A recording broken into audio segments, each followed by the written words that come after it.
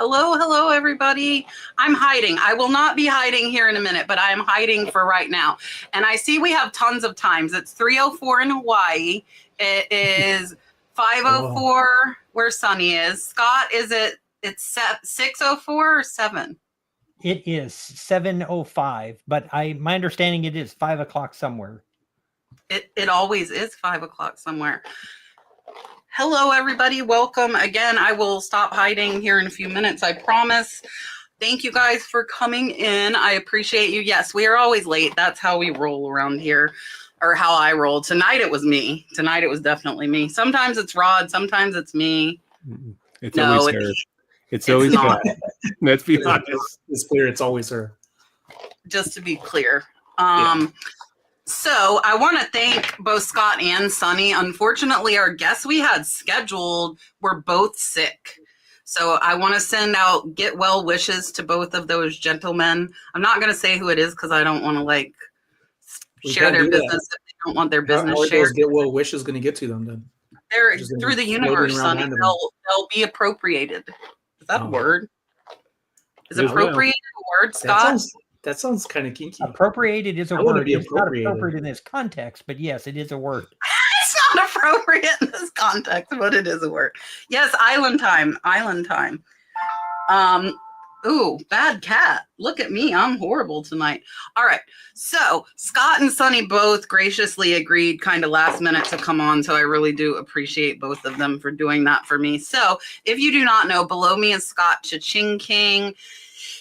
Both of these gentlemen have been on with us quite a few times, and Scott will tell you about his new channel too. Scott has a new channel, and then Sonny is Catty Corner, and he's been on as well. So here is Scott, and then we'll have Sonny. I'm Scott. I think a lot of you know me as ChaChingKing. I do have a new channel. It is ChaChingKing Picking, because my main channel is just mostly eBay tutorials and things like that. The new channel is storage lockers, just almost exclusively. And when people are ready for it, private picks, because that's really what I do more than anything. So glad I'm here. Here is Sonny. Hello, everybody. I'm a reseller and also a hair model. And that is the end of my intro. Do you have you have another channel, don't you, Sonny? I do. I haven't been working on it. I do want to get back to it. A good friend of mine who was just on here not too long ago, Mikey Begs Money, gave me some recommendations because my vlog was, because I am a reseller, this is my life, but there's more to our lives than reselling. So I am going to try to divide away from talking reselling full on, but I'm trying to figure it out. It's doing good. It's monetized. So there was too much reselling in it because it was like a lifestyle type thing. Is that what it was? Yeah, because I didn't know what else to talk about. Everything we do, it's always like a learning process. So Mikey gave some advice, like you're always going out to eat places, you're trying new things. I take Kelm and other people places for me to be more involved in that and share it. So that way it's a little different and brings in the audience. And I could always bring in reselling, but not be so strung-ho on it.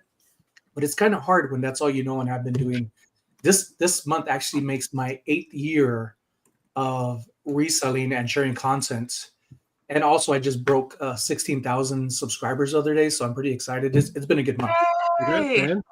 I saw that when I went to get your link the other day. Nice. All right. I will take you off of the spotlight. On your way to 20,000, Sonny. Love it. Thank you. Yeah, super close. All right.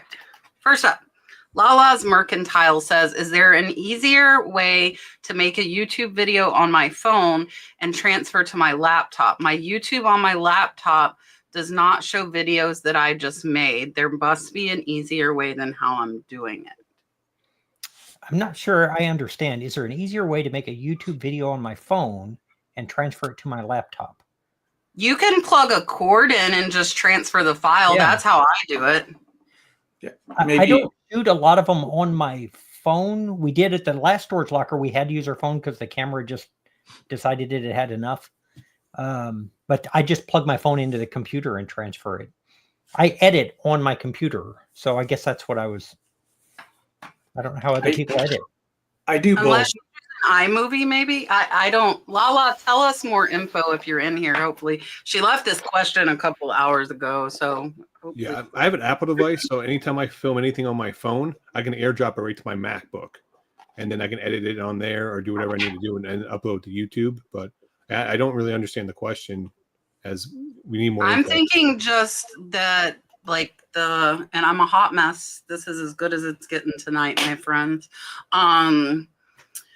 Yeah, when I do my thrifting videos, I use a GoPro and I kind of airdrop from the GoPro to my phone, and then I edit it, and then I use the cord and transfer it to my laptop is how I do it. 865 Picker sent a $4.99 super chat. Thank you so much. I greatly appreciate it. Let's do my whale. Where's my whale? There it is. Am I not going to be able to answer? Yeah. Are you hazing me? No answer. We're blacklisting you. Oh. Answer. Do you know something we don't? You didn't say anything, so I just thought you didn't. That's a title. I'm gonna put that for my next video. I got blacklisted on YouTube. Yeah, you'll go viral. Flipper and Rod and ChaChingKing, and don't go follow, but yes, do follow his new channel. So I am actually picking up on this question, and I do this 2 or 3 ways.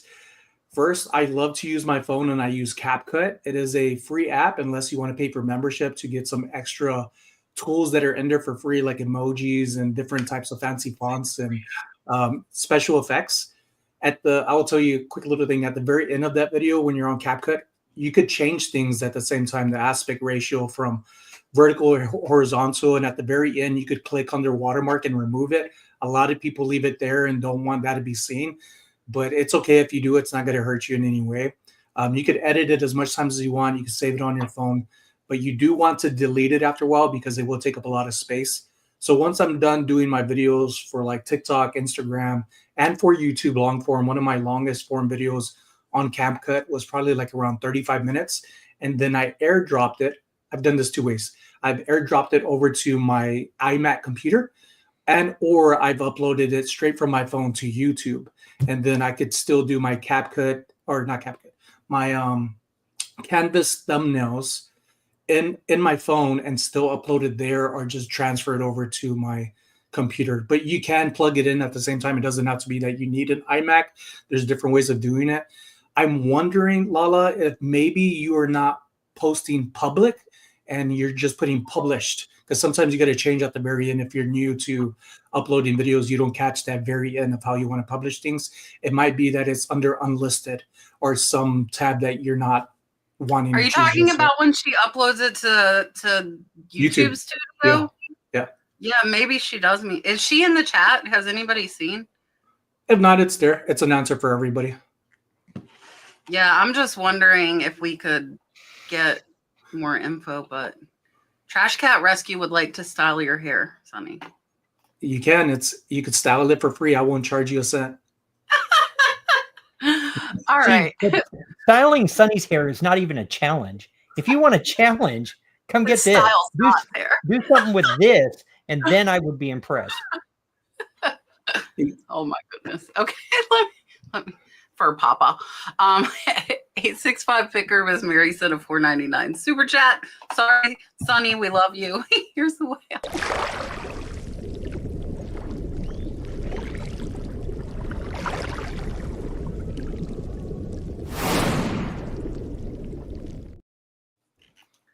We got another super chat. Wolfman's Goodies sent a $10 super chat and said, howdy, everyone. What are we doing? What? I want to do mermaids. I feel like mermaids. Okay, here we go.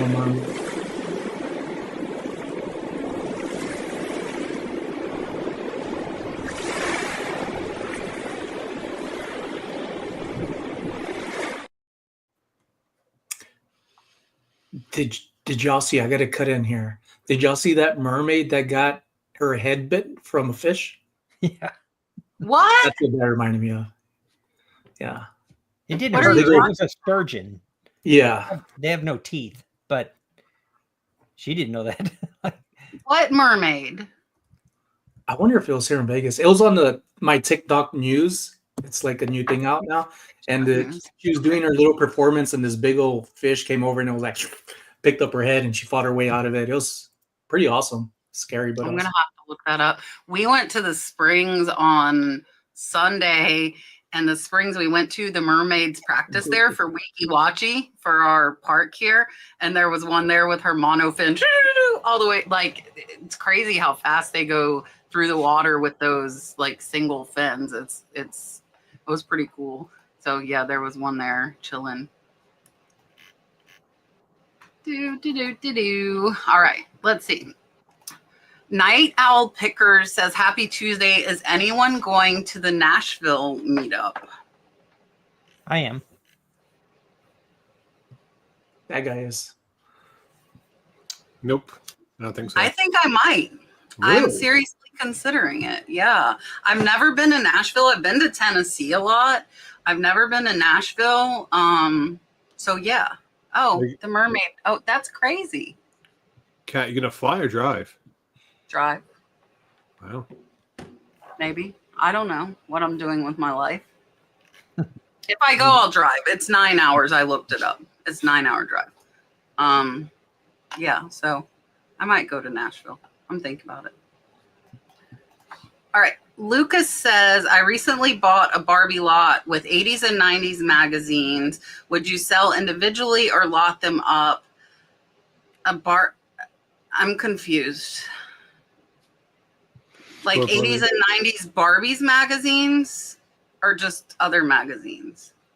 So with any kind of lot like that, here's what I would do. The first thing I do is I cherry pick it and I make sure that I don't have one that's worth a bunch. If I've got one or two that have really high value, I would do those separately and then lot the rest of them and get them gone. That's what I would do. I agree. That's what I would do as well. I would also, because of the magazines, I would also pre-package it already. After you take photos to get all the dimensions and not have to worry about the shipping costs later on. And eyeballing it, because of the weight of magazines, all magazines and books do carry on a lot of weight.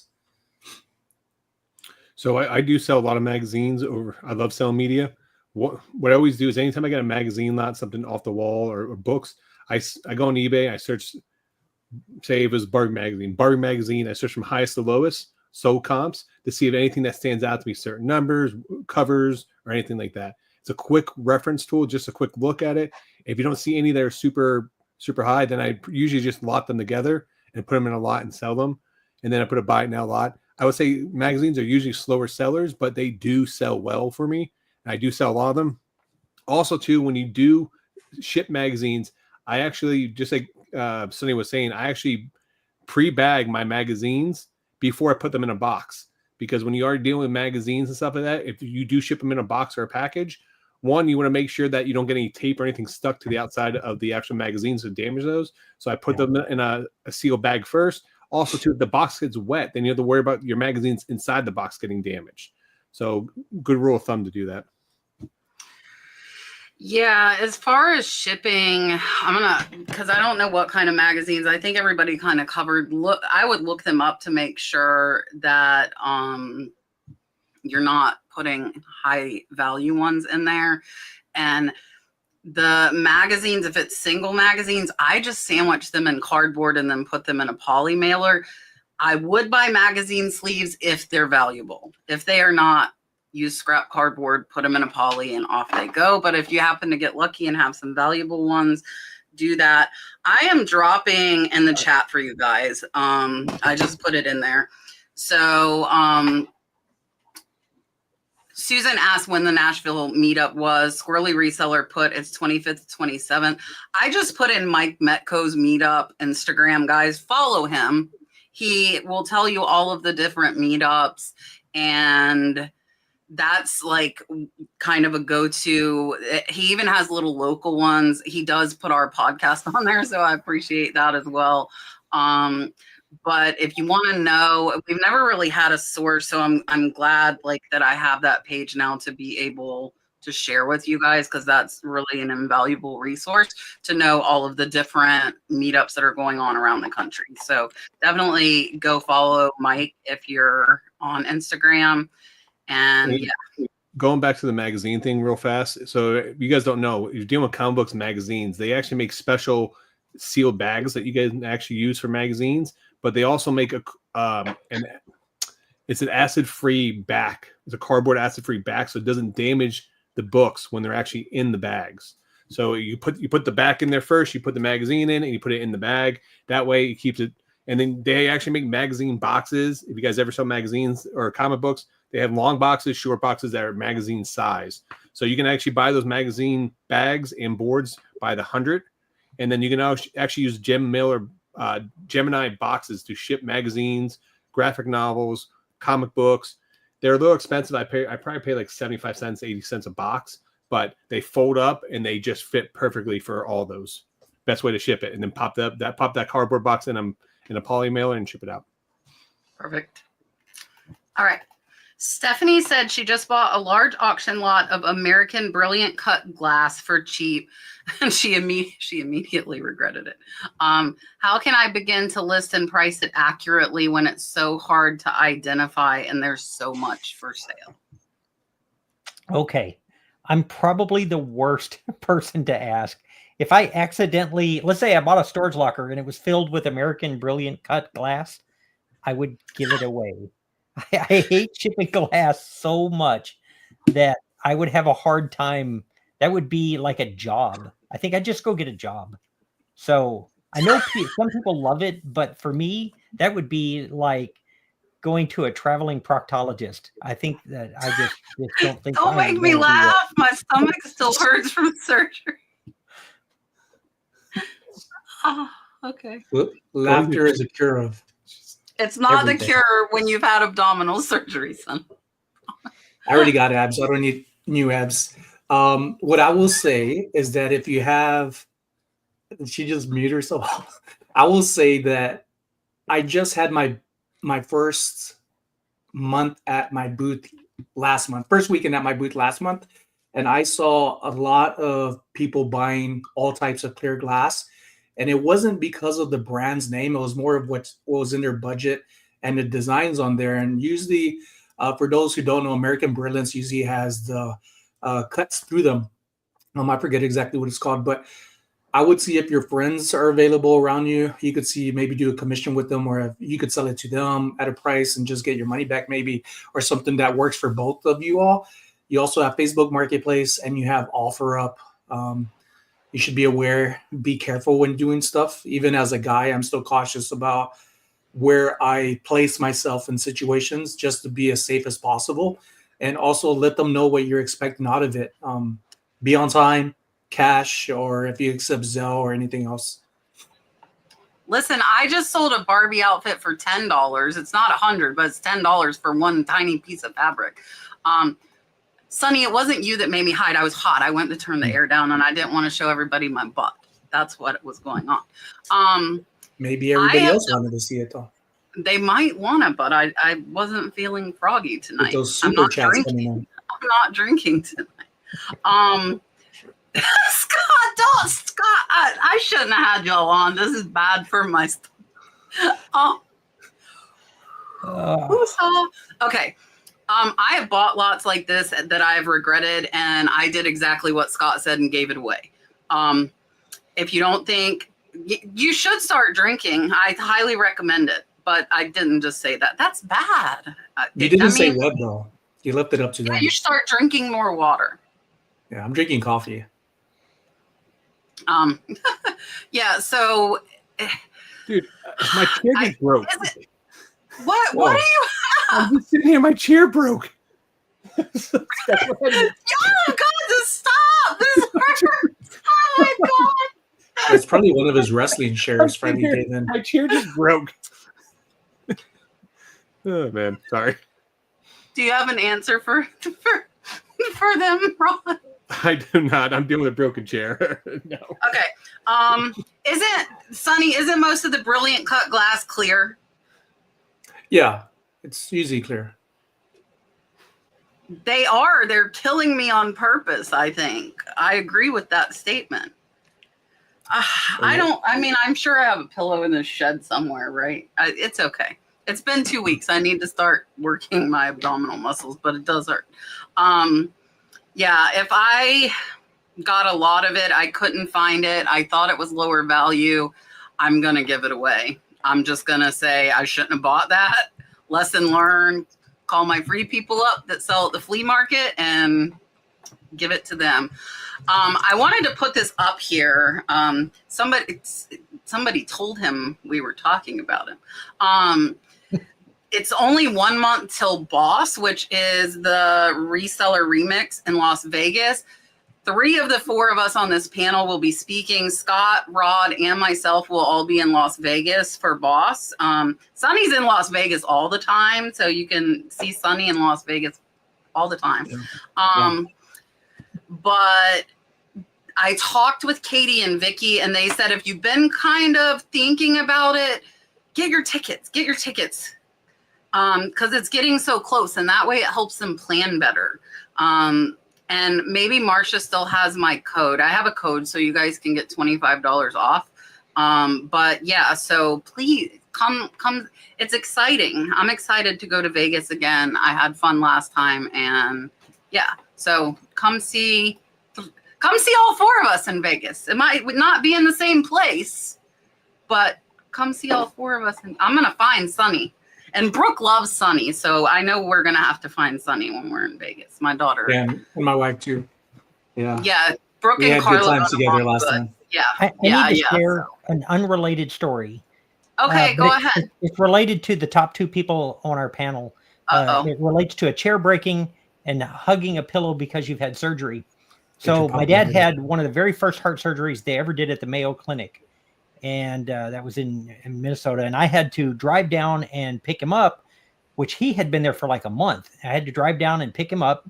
And my car at the time was a 67 Ambassador. But I had put an interior. I found an interior in a junked out car in a field. So I put that interior in my car because it was better than mine. And so they load my dad, and he's holding this pillow right here. And when I pulled away from the curb, this was a businessman's coupe, which meant the back of the front seat would lay all the way down even with the back seat. So it would make like a whole bed in there. Well, when I pulled away from the curb, the whole seat collapsed. And my dad he fell backward and hit the ground. And like there was this pregnant pause. And then my dad had been in the Navy. And for those of you that don't know, my dad had also spent some time in prison and escaped from prison. And so he strung together the longest coherent sentence of cuss words I have ever heard in my whole life from anybody. So you 2 made me think of that. Like he was mad. He was really mad for like a long time. Look, Stephanie is right. It's really early. It's not even 8:30 and we're already being ridiculous. Normally that happens like the second half of the show, but I'm just being myself. Going not back tonight. We were talking about YouTube earlier. People in the chat keep talking about CapCut. CapCut was part of the TikTok band. So if you didn't already have CapCut, I don't think you can still download it. So you might have to use Endshot. Endshot's another really good one to do shorts on your phone. So you may not be able because of the TikTok thing. Yeah, they were associated with that TikTok band. CapCut. So you can't. So you can, if you have it, you're fine, but you can't go to the marketplace to download TikTok or CapCut. But another good one is Endshot. Endshot's a really good one. Yeah, they're pretty much identical. It's the same company. So. All right. Trash Cat Rescue. What do you do about a lost package? It was never scanned at the post office. So I did a lost package at the post office and the buyer is still angry. Is there anything else I should be doing? So I think the key word to this is that there was never an initial scan. Yeah. I mean, it's honestly, if it was never initially scanned, you're responsible for it. If it were me, I tell them what happened. I apologize. I refund them and I move on, because without that initial scan, as far as eBay is concerned, it was never dropped off. Yeah, this kind of gets my tea boiling right now, because I have had a huge return since last year with the birdcage that I got for $8 and it sold for $1,150 plus shipping. Now this ended up getting scanned, but on the way back it ended up getting lost. and it's kind of the same difference. I still had to refund the person because it was in the system. This is still your responsibility. I would say next time, if possible, if you have this, ours do now, at least that I know of, majority of the USPS stores, they have the quick scan systems to where you don't have to wait in line. You just scan the barcode, get a receipt, or not. You don't have to get the receipt to have proof of it. But I would just in case. I like to move on from things that I feel are negative, and that would be say one or things that happens. So I would, if it's recent, just like a day or two ago, I always tell them give it a few more days to see if it comes in, and I'll be happy to refund you.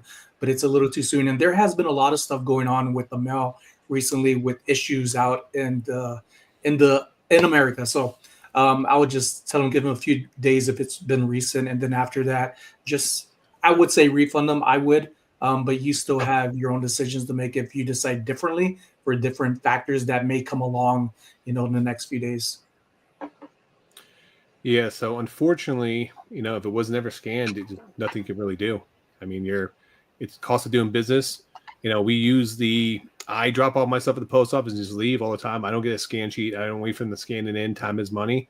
So if that's the route that we decide to go, unfortunately, there are consequences if things do not get scanned in or things fall through the cracks. So that's cost of doing business, and you just have to take this one on the chin. I hate to say it, and move on.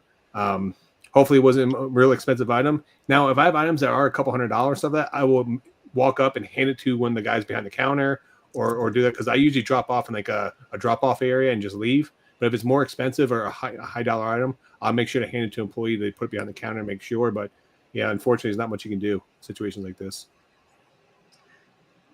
Yeah, Glenn's saying don't use the self-check thing. Rod, can you spell, what were you telling them? I'm pulling it up right now. And it's InShot. I'm going to pull it up right now. Isn't it INSHOT? I think Yep. I have that on my phone. Yeah. I have CapCut too. How much will you guys give me for my phone with CapCut on it? So actually, did you see on YouTube $2. that people were actually selling their phones with TikTok and CapCut on there for over I'll sell my phone. $1,500, $2,000 because you can no longer download those apps. So Wow. yeah, people wanted to be able to have access. Listen, my work phone I think's got it. I got a lot of phones around here that I bet have it. All right. So as far as the question for me, I'm going to pay the buyer because it was never scanned. But we get everything scanned at the front counter. We don't just drop and run. We wait for every single thing to be scanned when we drop it off. All right. Wendy says, what are 3 things you won't bother selling because they aren't worth it to you? I think Scott and I both listed one earlier. Or you find them to be a pain to list, photograph, and ship. Maybe you did sell them, but now you have no interest. So really, truly for me, glass, and plus I don't like it enough. So some things, if you really like them, you can overcome whatever the issues are with them. I don't like books. Books are heavy to store. They're heavy to move. They're heavy in your inventory. And I used to sell lumber. Like I have a lumber mill. I don't have it anymore, but I had a lumber mill for 25 years, and I sold lumber and I shipped it all over the world. But shipping freight has become so incredibly expensive that it's just not worth it for me anymore. I agree with books. That is one thing I rarely ever pick up. Magazines are a little different. I've come across boxes of untouched comics for years, and the person gives me a good price, and I'll do that. But books, heavy books, I don't deal with because of the dates and the publishing and the little things that may give more value. I'm like lost, and it's taking too much time. It is not something I'm interested in. The second thing will be, I was just thinking about it. Items that are fluorescent when it comes to apparel. I am partially colorblind, so I have trouble taking photos, and it just drives me nuts of trying to get something right, and it never fails. I'll end up getting messages from people on eBay, more of eBay than they'll say, what is the actual color of this? I can't tell. And it's like, to me, it looks normal, but I don't know how it comes off to somebody who sees things regularly. And then the third thing, art, which I'm kind of changing now, wall art, wall decorations. Those are things that I'm starting to learn about, and that answer is like changing to from not doing before to now getting into, because I have a booth here at the Fantastic Indoor Swap Meets. So I used to buy a lot of electronics because I used to pick a lot up at yard sales for $5-10 that were $100, $150, $200 pieces.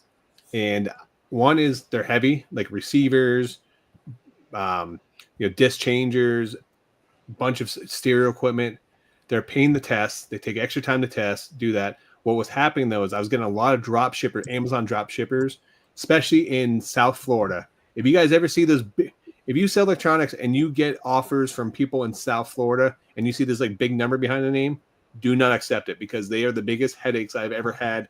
I will tell you that all the time. So I used to get so I stopped selling a lot of electronics because they just became such a headache where getting a high return rate.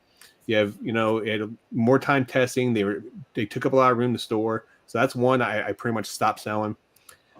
Stuff I won't pick up and bother with is stamps. I can't tell you how many people was like, oh, I have a stamp collection. I stay away from stamps. Stamps is a dying collectible. It's just one of those things that's just, as people get older, you're losing more and more stamp collectors out there. And there's not a lot of modern stamp collectors. I say those two. And then some clothing. At one point in time, I love buying clothing. I come across clothing a lot. I enjoy buying clothing. I hate taking measurements of clothing. It's like a biggest pet peeve of mine. I hate doing it. So I actually, my mother-in-law now, if it wasn't for her, I wouldn't be probably selling clothing on eBay. I would do everything, selling it live on like District Threads, and just rarely just. It wasn't for her, and she takes my photos for me, and then I go in there and I just do the pricing. And I do everything else, but she does the measurements for me. But yeah, those three things just kind of just take up too much time for me. So I had no interest in. So for me, clear glass is something I really don't pick up anymore. I might pick up crystal. So don't take that as like all clear things. Crystal I will pick up. Waterford. There's some really good names out there that are clear crystal that are worth a lot of money. So I do look at the clear glass section. But honestly, a lot of breakables, not everything, but the majority, like a breakable for me probably needs to be like $35 to $40, where other stuff I'll do $20, $25. I haven't bought any hankies in a long time because I still have a lot in my store, because I had hundreds I've sold and I made good money on them. But I've been buying like bigger linens, like pillowcases and sheets and scarves and things like that.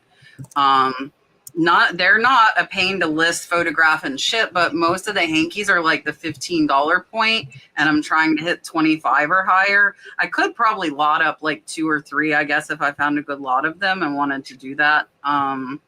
So I'm also with like electronics. I tend to stay away from for return reasons. I might occasionally, but I really try and steer clear. They're a pain to ship, and then the return issue. Photographing isn't horrible, and I never tested them, so I just sold them all as untested. But yeah. All right. Sober Reseller says, what is your best time-saving tip in reselling? Whether it's buying, selling, listing, what do you think is your biggest tip for saving time with reselling? For saving time, for me, it's still doing the private pick. It's going into a place that nobody else has been, because I can buy a whole lot of stuff. The price is better. I get much better stuff. It takes much longer on the front end to get private picks. But once you have that established, I went on one today and loaded up the back of my car. So I have more stuff than I can list doing that. So as far as sourcing goes, developing private picks is probably the number one suggestion I would have for anybody who wants to be a reseller.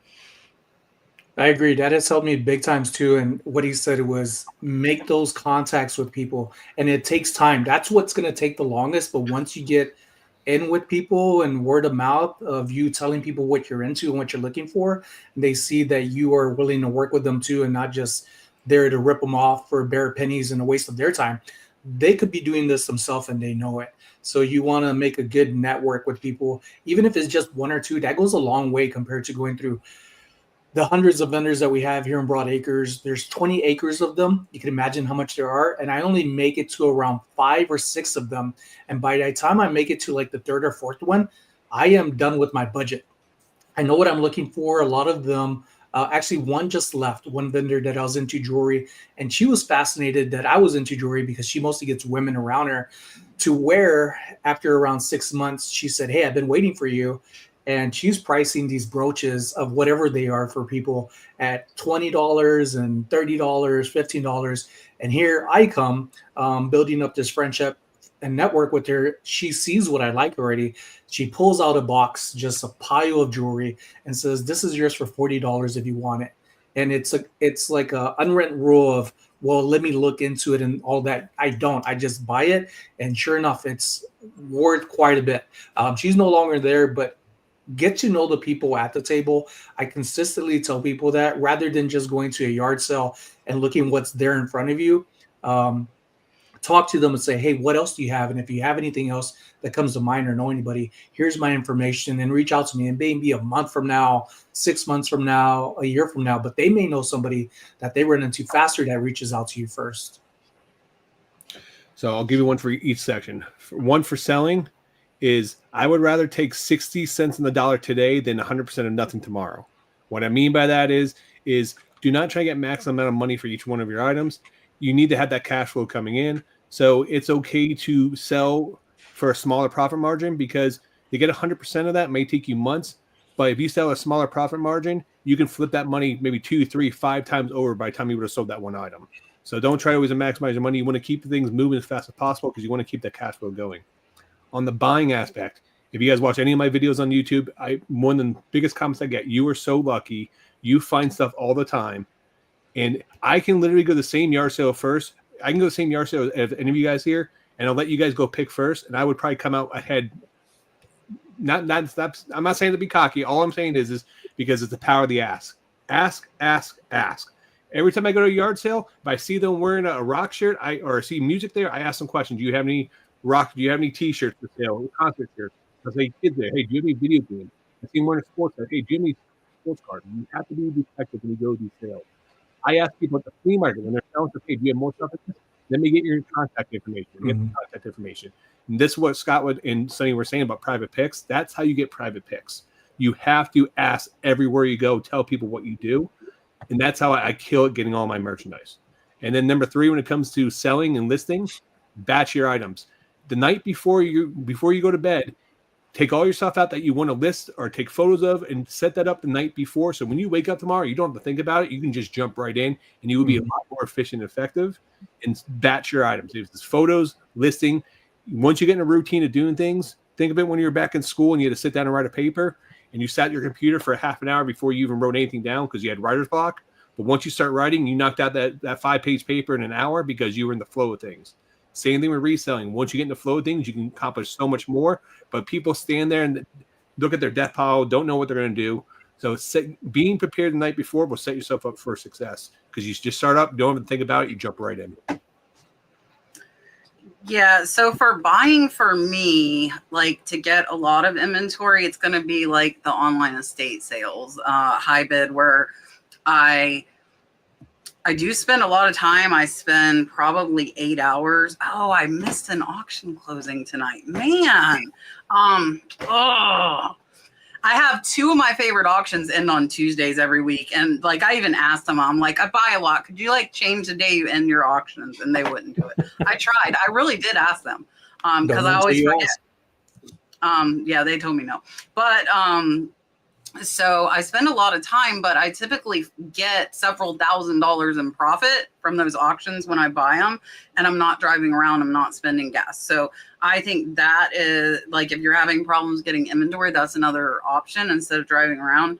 And then, as far as selling, we use List Perfectly's AI Express Lister. We still batch, like Rod said. We still do batches of 10 for our photographs and then to put them into Express Lister. But that creates our title, our description, and we just have to kind of read over, and I kind of tweak it a little bit before listing. And that actually covers your selling and your listing. It costs money, but time is money. And I'm assuming you know that because you're asking us how to save it. So for me, paying for List Perfectly is worth it. It saves us countless hours a month listing and also ending all of the items and stuff for us too. All right. Lisa says she wants to know about authenticating a signed hockey jersey. Where do you go? And if you know where to go, how much does it cost? And then could she sell it on eBay, not mentioning the signature to avoid all of the above? So it depends upon, and I know Rod knows a lot more about this than I do. I've been working with Migray to authenticate some jerseys that I have that came from Spencer Dinwiddie, and those are going to run $175 a piece, but that includes game authentication with the number that they verify through photos, and then you can not pay that, and then they'll sell them and they keep 20%, which is they've got a better market than I do. So that looked like the direction I was going to go. Could you sell them without authenticating it? Sure, you can. And depending upon the signature, having it authenticated may not even add very much. So depending upon who signed it, then I would, if you look and the authenticated ones go for way more, then it's worthwhile. If not, say it's on there, say it's not authenticated, and sell your jersey. Yeah, I've never had to authenticate a jersey other than I think a Buffett Crampton clarinet, but this is probably the go-to guy for this answer. Yeah, so I do a lot of stuff in the sports world. So going back to what Scott said about costing $175, just a little caveat to that, he has an actual game player worn jersey. So that's actually going to be a little bit different because they're actually going to do a photo match to match it up to the game. That's going to be a different process than actually just getting a jersey that has an autograph on it. As when it comes to jerseys that have autograph on it, a couple of different things you can do. Reach out to your local sports card shops in your area. A lot of them do offer PSA grading. They offer grading for sports cards, but they also offer autograph authentication process, which they partnered with one of the bigger companies like JSA, and then they have a bulk rate. So what you can do is drop it off there. They'll send it off to you, and then the rep will get it, and then get back to the store. You pick up the store. The cost to do that is going to vary based on the actual autograph. Like, for example, if I had like Joe Blow from Idaho compared to Muhammad Ali, they're going to charge me a premium to get Muhammad Ali's autograph verified compared to someone else. So just keep that in mind. But I would say, just like Scott was saying, I would go on eBay. I would look to see what the autographs are being sold for that player. I don't know what the player it is. And make sure that it is an authentic jersey because there are some fake jerseys out there. I would do that first because you are going to have to pay for shipping. You're going to have to pay to have that authenticated. Also, to look for card shows in your area and just message the people who are running the shows. Hey, is there someone there that authenticates autographs? And I would say sports cards, Pokemon cards are so popular now. You can probably find one almost every weekend or every month in your area, or maybe within an hour radius of driving, and to be able to drop it off. You don't have to worry about shipping in. And a lot of those sports card shows actually bring in reps from these major grading companies and authentication companies. They do it right there on site if you get there the first day, and you can pick it up at the same time, or they'll mail it back to you. So that's going to be your best route to go. You can sell it if it's just like a regular player that's doesn't have any star power name to it or anything like that. You can just sell it as is on eBay and just put down has writing of this player's name on it. I'm not sure if it's authentic, so I'm just selling the jersey as is. You feel free to get it authenticated if you like. That's a route you can go to just to be done with it and move on. I have nothing to add to that, like zero. All right. Hollyhock said, I have a Gucci cotton sailboat regatta scarf. It's framed. I don't have worth point, so she's saying she would auction it. Any ideas on starting price, and would you ship framed or remove or roll on a tube to ship it? It's a scarf. I wouldn't ship a framed scarf. I just don't know that there's any. I don't know if there's any value in that. I don't know why a scarf would be framed. I've sold a lot of scarves. So normally, if I'm going to auction something, I auction very little because usually I have a pretty good idea of what something is going to be worth. But let's say that I don't. I still would only auction it if I know that there's none available and a super high demand for it, where I know there's going to be people that have that saved, and as soon as somebody lists it, they're going to find it. Otherwise, I would just price it really high and turn on best offer and wait so that I don't make a mistake. For me, I'm not familiar with that, and I've had a few Gucci pieces, but not many. But I would probably just ship it like a scarf. I don't know how else to put it. I don't think I'd do it framed, because if that glass broke, you have nothing when it gets got that Gucci scarf. I'm not part of that gang. Gucci gang. Everything Scott said. Something about framed items just make me cringe in fear of something breaking or it being used against me for a scam and it becoming a headache. I'm not experienced in it enough to have that confidence. So I'm going along with Scott on that one. So I just did a search on eBay. There's actually only like a couple, maybe a handful of framed scarves on eBay. And then the last 90 days, I don't see any actually framed scarves sold. So I would just ship it. I wouldn't ship it, framed. I have sold a lot of Gucci stuff in the past, and I've never actually had anyone want one framed before, but I would just put it in a tube and probably ship it out. So one of the items I was watching tonight was a frame scarf. Really? I'm so I had sad. no idea. Whenever I say Kat says the complete opposite all the time. It doesn't No. It's small. If it's small, I would. If it's like one of the 36-inch ones, I wouldn't. I'm gonna tell you, so you can look on WorthPoint to see if you can find your scarf. Okay, number one, you cannot see the price, but you can look to see if that scarf is on WorthPoint. If it is, I will tell you it is worth the $23 or $25. And actually, they have a 7-day, 7 free item lookup. Okay. But I guarantee you with a Gucci piece, it's worth paying $25 for a whole month, then cancel it immediately to get that price, rather than you possibly auctioning it and selling it for hundreds of dollars less than you could have got. So if that were me and I didn't have WorthPoint, I do. If I did not, I would look on WorthPoint first, see if I could find it. I don't want you to pay for it if it's not there. See if you can find it. If it's there, if you have not already done the free trial, do the free trial and then you've got it for free. But if you have done the free trial and it's there and it's not on eBay, I would pay. I've had items that I sold for $300 more than I thought I could get for them because of WorthPoint. So that's why I'm saying, especially with Gucci, I would pay the money if you can find it. Yeah. And as far as framed, I honestly would leave it up to my buyer, but Scott had a good point about like the glass breaking and ripping that expensive scarf. I'm looking on WorthPoint right now. It's a thing. There's framed ones on here. I had no idea that was a thing. This is what's great. I know it's a thing, but you have a good point about if the glass breaks, that could destroy that scarf. Yeah, you don't have a thing. So, but that scarf might be glued to something inside of that frame. Yeah.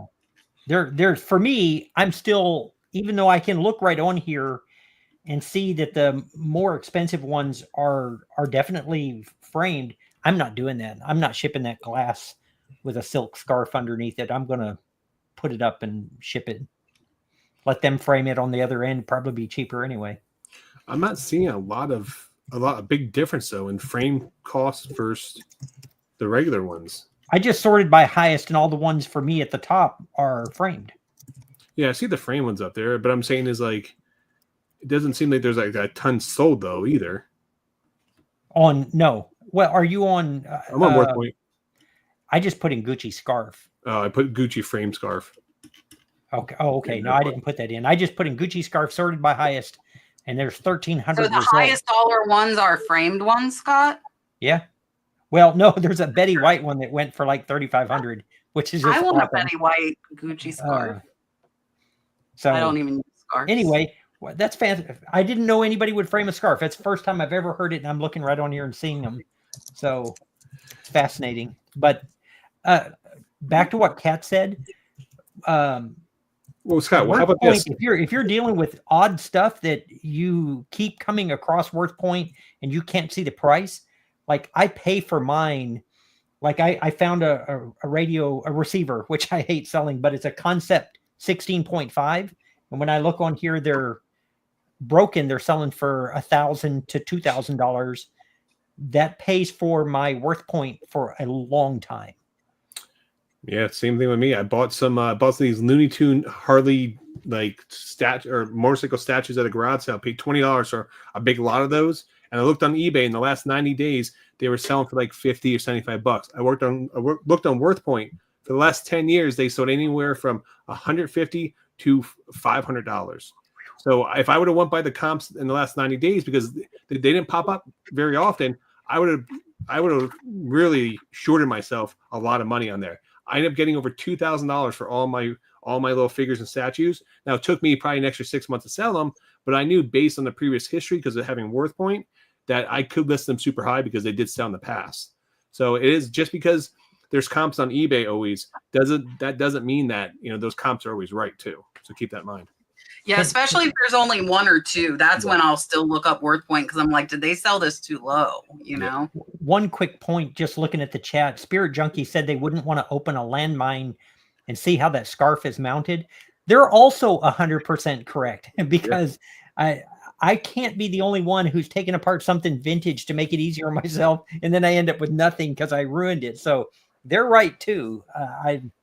Frame stuff is a problem, but they're so we haven't helped answer your question except for to maybe get WorthPoint. Yeah, exactly. But Scott did bring up something that I remember Kat talking about several years back, and he ended up segueing into some other information.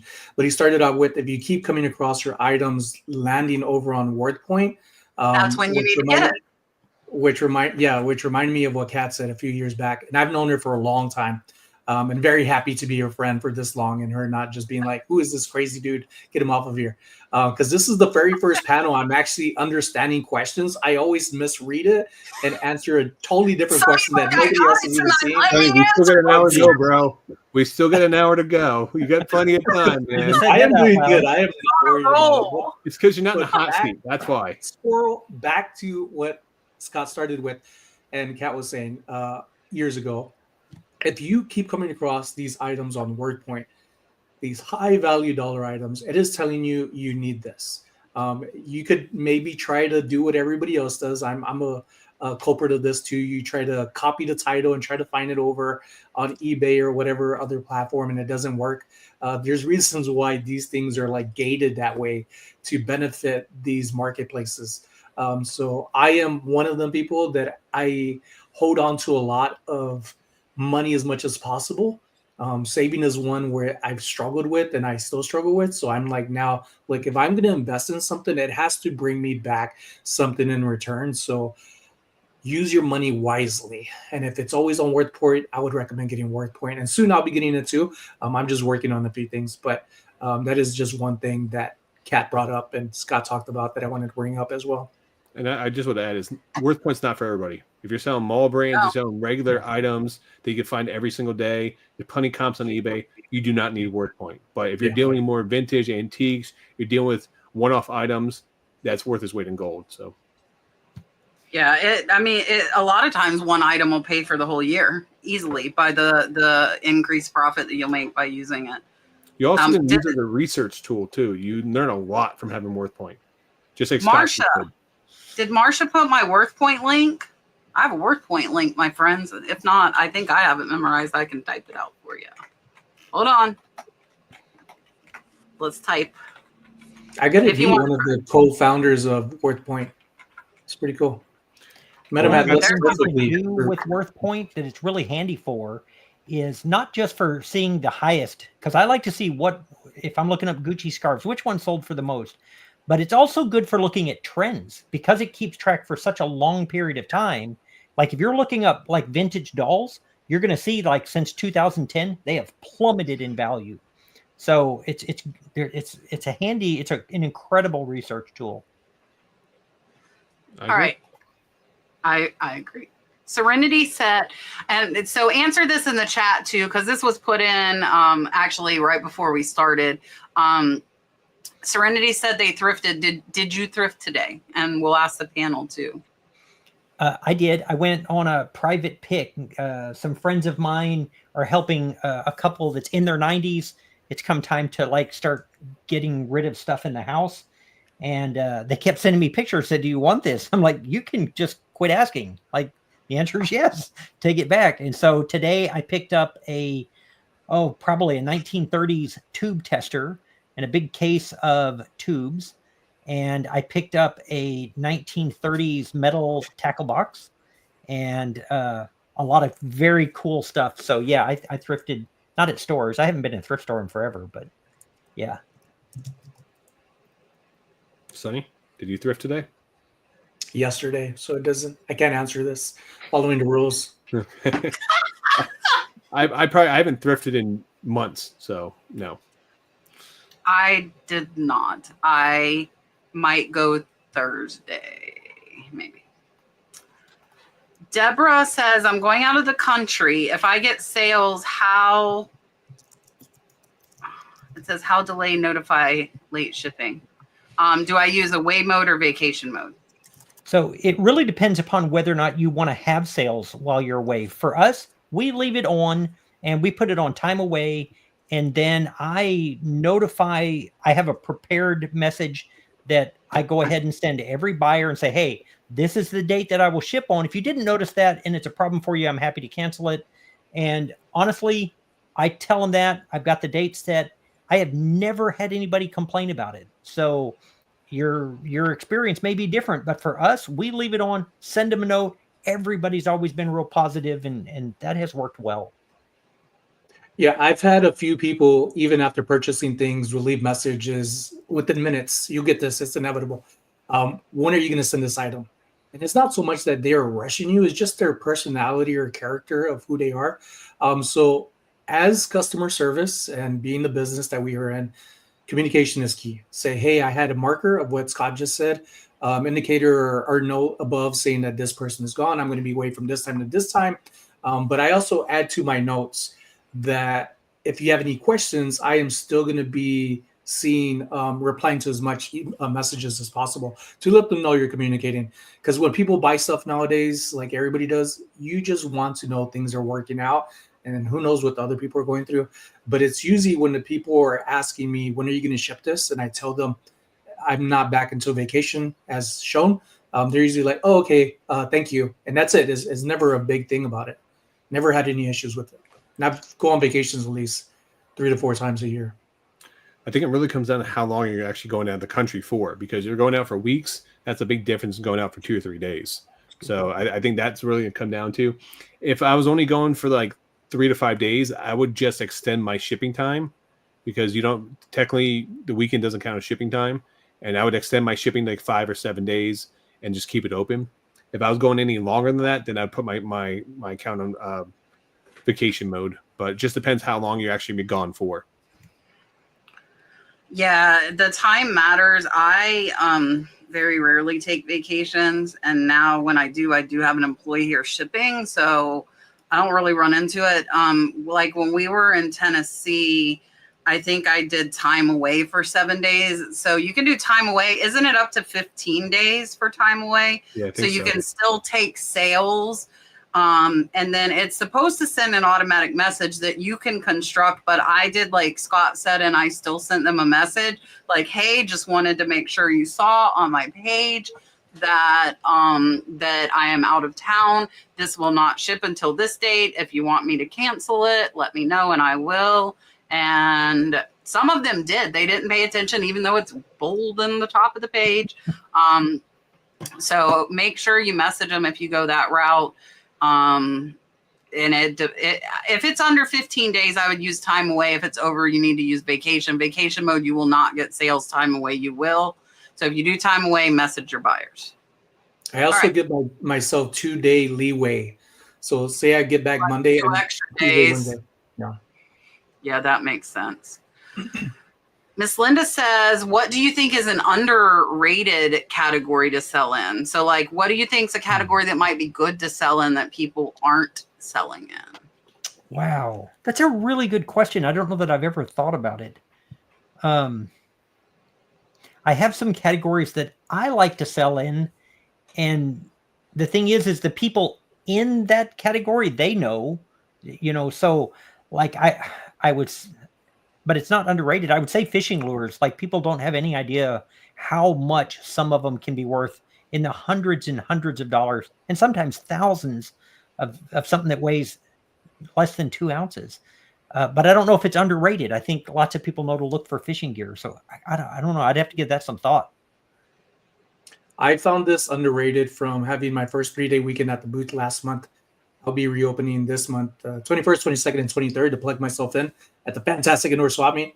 But what I found out in those 3 days is that people, and I didn't know this, I haven't seen this from anybody else, but seeing it firsthand, animal figurines from ceramic, wood, glass, everything animal was like freaking flying off. And I was amazed. And just about everything sold of animals, to where I'm like, how do I find more of this to see if this month is going to work out the same? But I was intrigued. And when people were asking about these things, I was curious to ask them in return, like, do you collect these? And they were excited to show me photos. And these people had, one guy had giraffes. Another one was more into cows and dolphins. One of the hardest things that I'm still struggling to find, don't think I ever found, was a glass snake. And I'm like, ooh, that's a good challenge for me to add to my content as well, for part of my storyline of like how things are meshing together. But animals, I would say animals of all sorts. This is going to be a very generic answer when I say this, but the most underrated category is a category you're not currently selling in. And the reason why I say that is because what you don't know and what you're missing out there, you have no idea. So one of the best things about what we're doing is learning new categories, going out there. At one point in time, many, many years ago, I sold nothing but video games. Do you know how many yard sales I went to before I found video games? 5, 10, 15. I wasted so much time out there. It wasn't until I started expanding my knowledge and expanding to take chances on other categories when I was out there, I was paying to play. I would see little lots, thought it was a good deal. I'd buy it. And I was paying for my education. I would sit down, go through, I'm like, oh, that was a bad buy. I'd never buy those again. I'm like, oh, wow, you know what? I'm going to make money on this. Now I start looking for those items. You just got to continue to do that, because you got to take chances in other categories. It doesn't matter, because there's experts in every categories out there. Each one of us can tell you, hey, you should look for these or look for that. But there's people out there already looking for those things. The best thing is to find out what's best for you in your area, because everyone's area is going to be different. But start buying items outside your normal comfort zone and outside those normal categories you normally sell in, and start learning those, because trust me, that knowledge is power, and it will pay you 10 times fold over the next years to come. Yeah, and I'm gonna agree. Like, if something catches your eye that you don't know, that looks weird or strange, look it up. Like, weird and strange sells. I say all the category, like plush, I think is something that's overlooked. Linens, a lot of the stuff I sell is stuff that is very, very often overlooked. But I agree with Rod. Like, I look at every category because I don't want to miss something. And around here, there's not really a ton. So I look at the whole store, literally, from front to back. I look at everything. And if it might catch your eye because it's weird. It might catch your eye because it's strange. If you're used to touching fabrics for clothing, pillows that are nice fabric, blankets that are nice fabric, like, there's just so much. I think Elena's in here. Elena finds like sheets all the time, pillowcases, shower curtains. And she just found a sweater. Tell them the brand, Elena. I know you're still in here. She just found a sweater and I think it was like $1 one that's worth $440 or something per dollar. So, I mean, like, once you get that eye for these things and look up stuff that catches your eye, you're going to either learn that it's not good or you're going to learn that it's good, so you're learning either way. But I think the more categories and the more opportunity. That's how so Thrifted Spirit says I watch as many videos as possible. That's how I started really expanding what I was selling, was watching different resellers, either what sold videos or sourcing videos. You see what people are picking up too. So you learn from either one of those. I preferred the what sold videos. That's why I still do them, because I want to see what actually sold and what it sold for. So that was my preference when I was learning, was the what sold videos. But yeah, definitely a good point. Okay, Scott, here's your 5th channel idea. Do you have a motivational channel? Because you should. Okay. I'm not sure what I'm supposed to say. Why not? That'll be coming up. ChaChingKing, You know, it's motivate. funny 'cause Motivate me right now, Scott. Let's go. that's Let's the go. kind of stuff that Melody says. She's like, you know, believe it or not, on my channel, because my channel was built around eBay tutorials, when I do those videos, they don't necessarily perform that well because it's not the right audience. I enjoy those kind of videos. The problem with having a channel dedicated to something like that is that you can't just sit down and be motivational, regardless of what Rod demands me to do. There has to be a reason that, you know, there's that teachable moment where something's happened, or you've had this idea that, for me, it's normally what I'm trying to help somebody through something specifically that gets me there. And plus, I can't imagine why anybody would listen to me. I am not Dear Abby. You always say that, but they do. But they do, and you have a really interesting backstory that I think is motivational in itself. I think all of us, though, if you really listen to like why people get into reselling, like there's something, you know, no matter Everybody's who you story are. is interesting. I truly believe that. If you're willing to sit down and listen, if you go through this and you pick anybody out of the chat and you listen to their life story, there aren't boring ones. None of them. Mine is unconventional because you don't hear it a lot. Right. But so is everybody else's. Nobody else has walked in your shoes. So Right. Just you. Yeah. That's why I always tell when people are like, oh, should I start a YouTube channel? I'm like, there's only one you out there. There's room for everyone out there to do YouTube and put out content. Everyone has their own story. Yeah, and you're you, and you can only be you. And everybody always starts out kind of mimicking somebody else, which is okay. That's fine. I think all of us do that. But you have to grow into your own person and kind of find your own thing and your own way of doing things. Because you don't want to just copy somebody else forever. People, especially if they watch the same type of content you're doing, people are going to know. Like, I can watch people. I'll be like, oh, they're watching Kevin. Like, you know, like, hey, can I answer a question in the chat right here? You may. Bernadette is asking that she loves the Crazy Lamp Lady, but she's asking where she can learn about old antique lamps. Honestly, and I think everybody here who knows him, George, the Antique Nomad, like truly is a wealth of information, and not just about lamps. Like literally, it doesn't really matter what the topic is. You know what I call George? He's the walking encyclopedia. Yeah. That man knows. He'd be a good one to follow just for, because if you watch him walk around, he'll pick up something and like he knows a lot. He knows a lot. Like genuinely a good one to follow. And so that's who I would do if you're wondering about lamps. Like it wouldn't matter what it was. He knows about it. George knows everything. Speaking of Jocelyn, though, Crazy Lamp Lady, I get to hang out with her this Friday. So she's going to be down here in Florida. I'm going to at least hang out with her Friday, hopefully some on Saturday and Sunday too, but I'm not sure. But I'm excited about that. And Trish from List Perfectly is also in town. We are going to have fun this weekend. But George is absolutely amazing. All right. Marsha wants to know for YouTube videos, how do you add music to a trailer? That's in your editing software. Yeah. So like, I think you can do it on YouTube now. I think that they have YouTube music that you can use. I use DaVinci Resolve. It's what I edit on. And I also pay for Epidemic Sound. So I can use the copyright music and whitelist my own page. And so there, it's just a matter of adding another soundtrack. Yeah, you could get free music. You could use music on YouTube using the YouTube Studio. Inside the settings on there, you could find things, music that you don't want to give the person, the artist, money for. Depending on which one you pick, you could have it choose one that either some of your funds go to them or you just don't, or maybe they want to be credited and YouTube would automatically put the name. So there's some options on there, but most of my music I use only because I get a copyright strike and then I have to re-edit the whole video again in that section. If that happens, you could find it and it'll tell you from what time to what time, and then you could just do the re-edit again. But YouTube Studio, there are other sites that I stopped using because it would say it was copyright free, and then a month later I'm getting a hit in an email from YouTube saying that your video, is being taken away from being monetized. And then you could remove that too if that happens. You could crop that out, especially if it's like months old, is not getting any traction, or even years old. You could do that as well.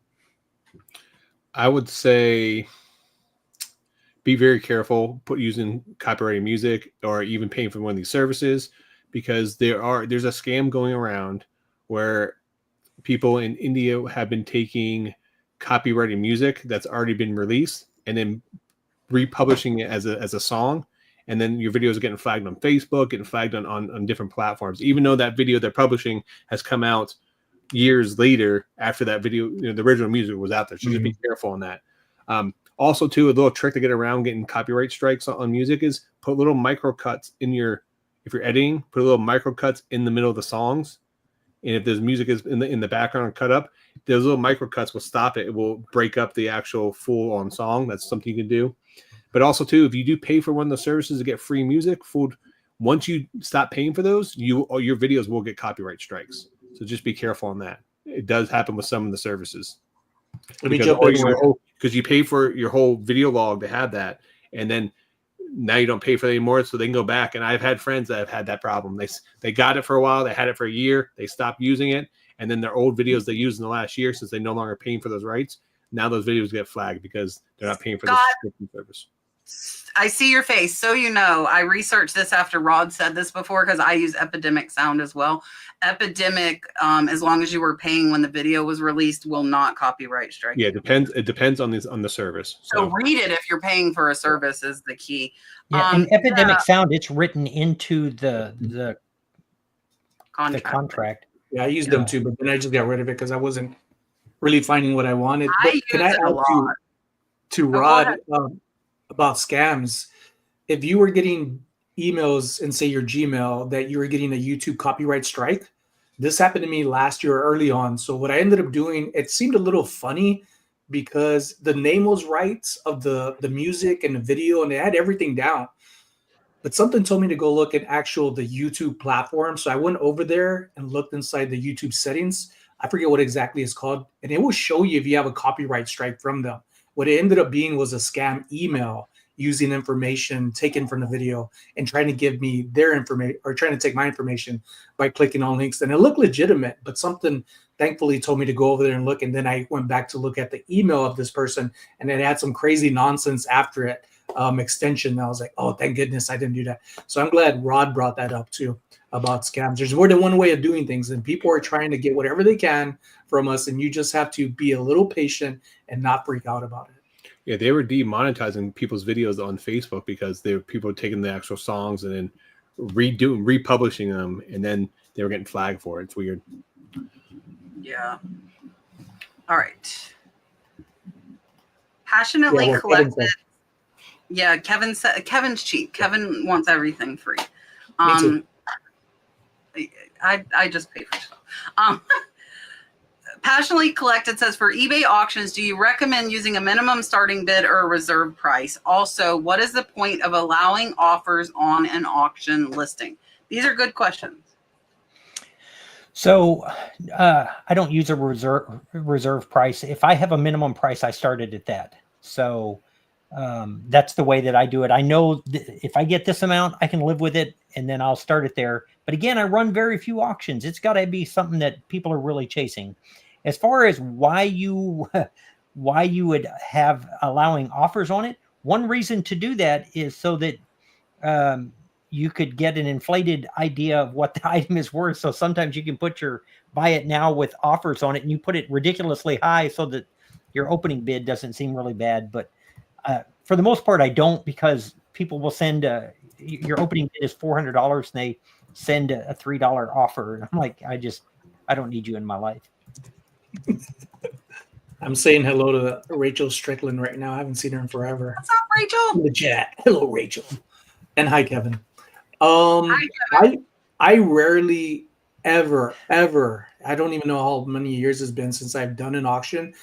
But what I think about is, if you're going to have a reserve, might as well put that price there. And that's your automatic reserve without putting a reserve. List it where you want it, just in any auction. Whatnot, on Didbits, on Knickknacks, whatever auction platform, marketplace you're using. Do not start at $1, even if you know it's worth 100 and you're going to say, oh, this is going to be fun, and start an auction bidding frenzy.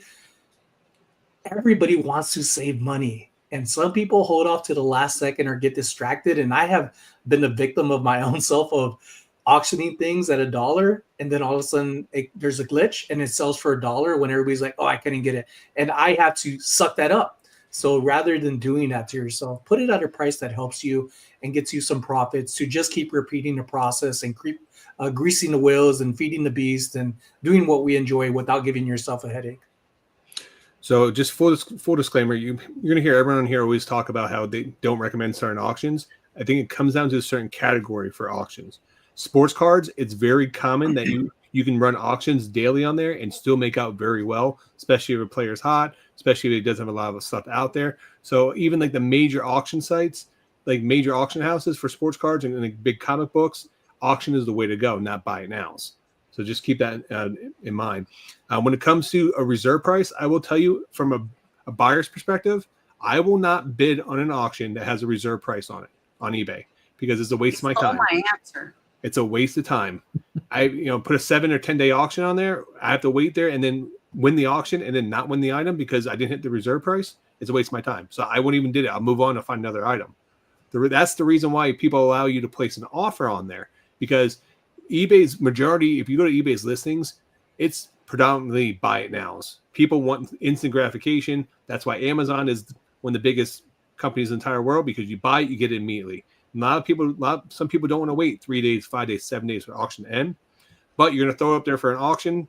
But sometimes people will buy it right away because they just want it or they haven't seen it in a while. So that's why people put ridiculous high prices on auctions with a buy it now offer. I've done in the past. I've actually purchased stuff through a buy it now in an auction, and I have people buy for me in a buy it now auction. So, and then when you're going to start it, I start at the minimum amount that you want to get, unless it's something super hot and you know that those auctions have already sold. Like if it's a sports card like Shohei Ohtani, who just set all the records on Major League Baseball, I'm setting that rare card at $1 and just let it run because I want as many eyes on it as possible. But if I have some no-name player, it's a 101 card, I might start that auction at $100 because that's the minimum I want to get for that card. If I place it at an auction, it may only sell for $10-20 because there might only be two people fighting over it, but they're willing to pay the extra money for it. So it just really comes down to the item. You really have to know what you have to decide which route you want to go. Yeah, so Rod took my answer. As a buyer, I will not bid on an auction that has a reserve, so I do not use them as a seller because I do not like them as a buyer. So I always start at the lowest I'm willing to take. And I put offers on almost all my auction listings. For me, I only auction really rare stuff.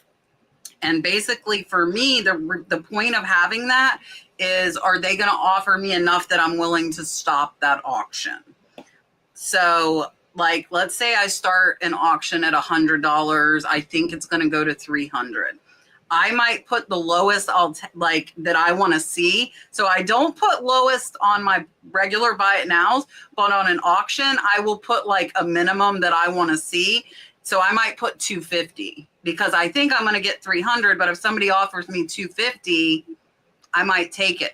And if you guys remember the dollar pieces of fabric, the Asian fabric I had that sold for, I think, $1,200 and $1,500, I knew those were hot because within an hour of putting them up, I had like 8 offers on each, like 100, 200, 300. And I'm like, whoa, buddy, we're not taking any offers on this. And I did not take any offers, and they went to $1,200 and $1,500.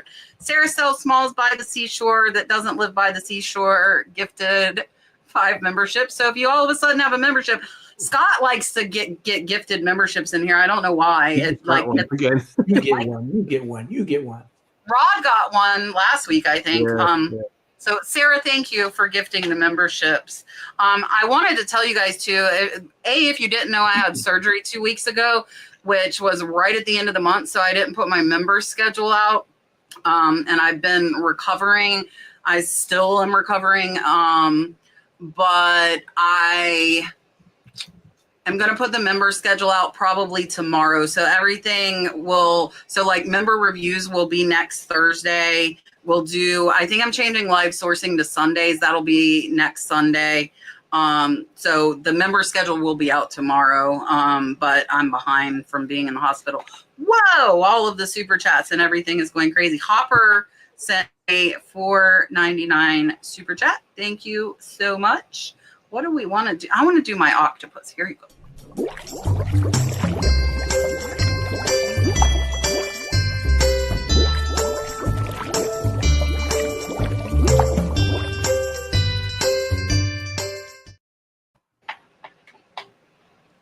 All right, I think we have another one.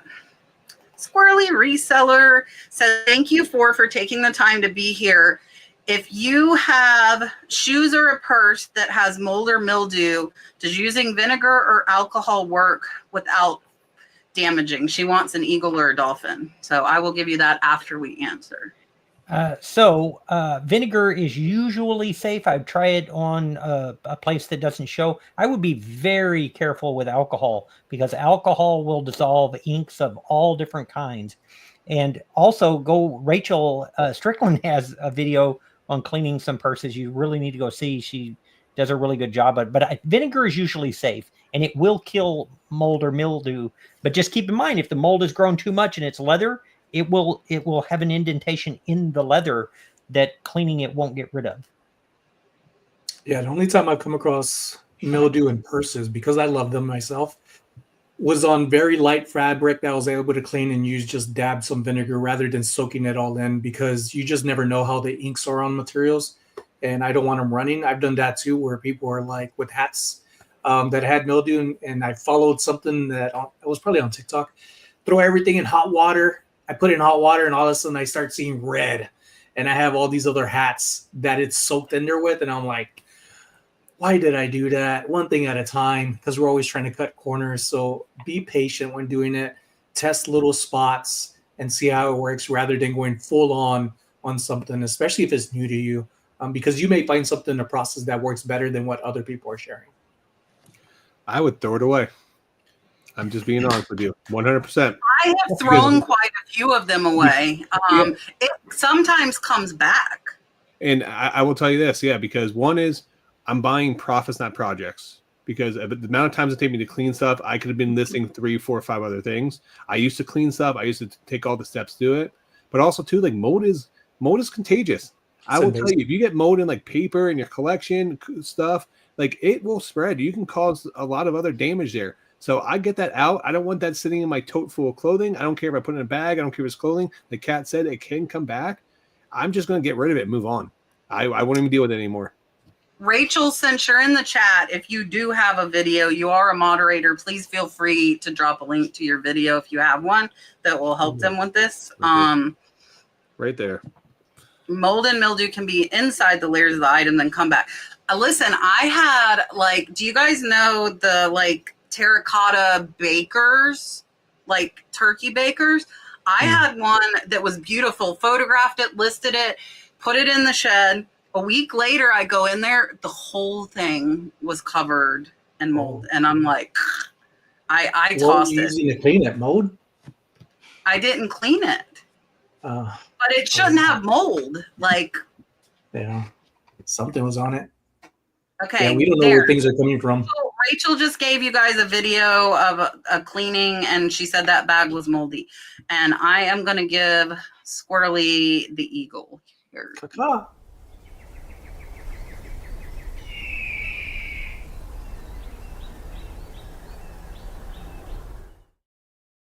By the way, Rachel's awesome, guys. Make sure you guys are, if you don't follow her already, you're missing out. Give her please a follow on YouTube. And I want to say, I forgot. Crap. What did I want to say? What did you want to say? It was important, I feel like. I don't know. Maybe I'll remember. Probably not. I don't know. Okay. What? Oh, what happens when you get a question on a magazine that's already packaged? Or it can be any item you already have prepackaged, I would say. Yeah. For me, I prepackage things. Most of the bags that I use are Ziploc, so I will open it and do it. I think that he was asking when Rod was saying that they're sealed already. Yeah, That's what I took So the it. question is, Rod, are those packages, can they be opened?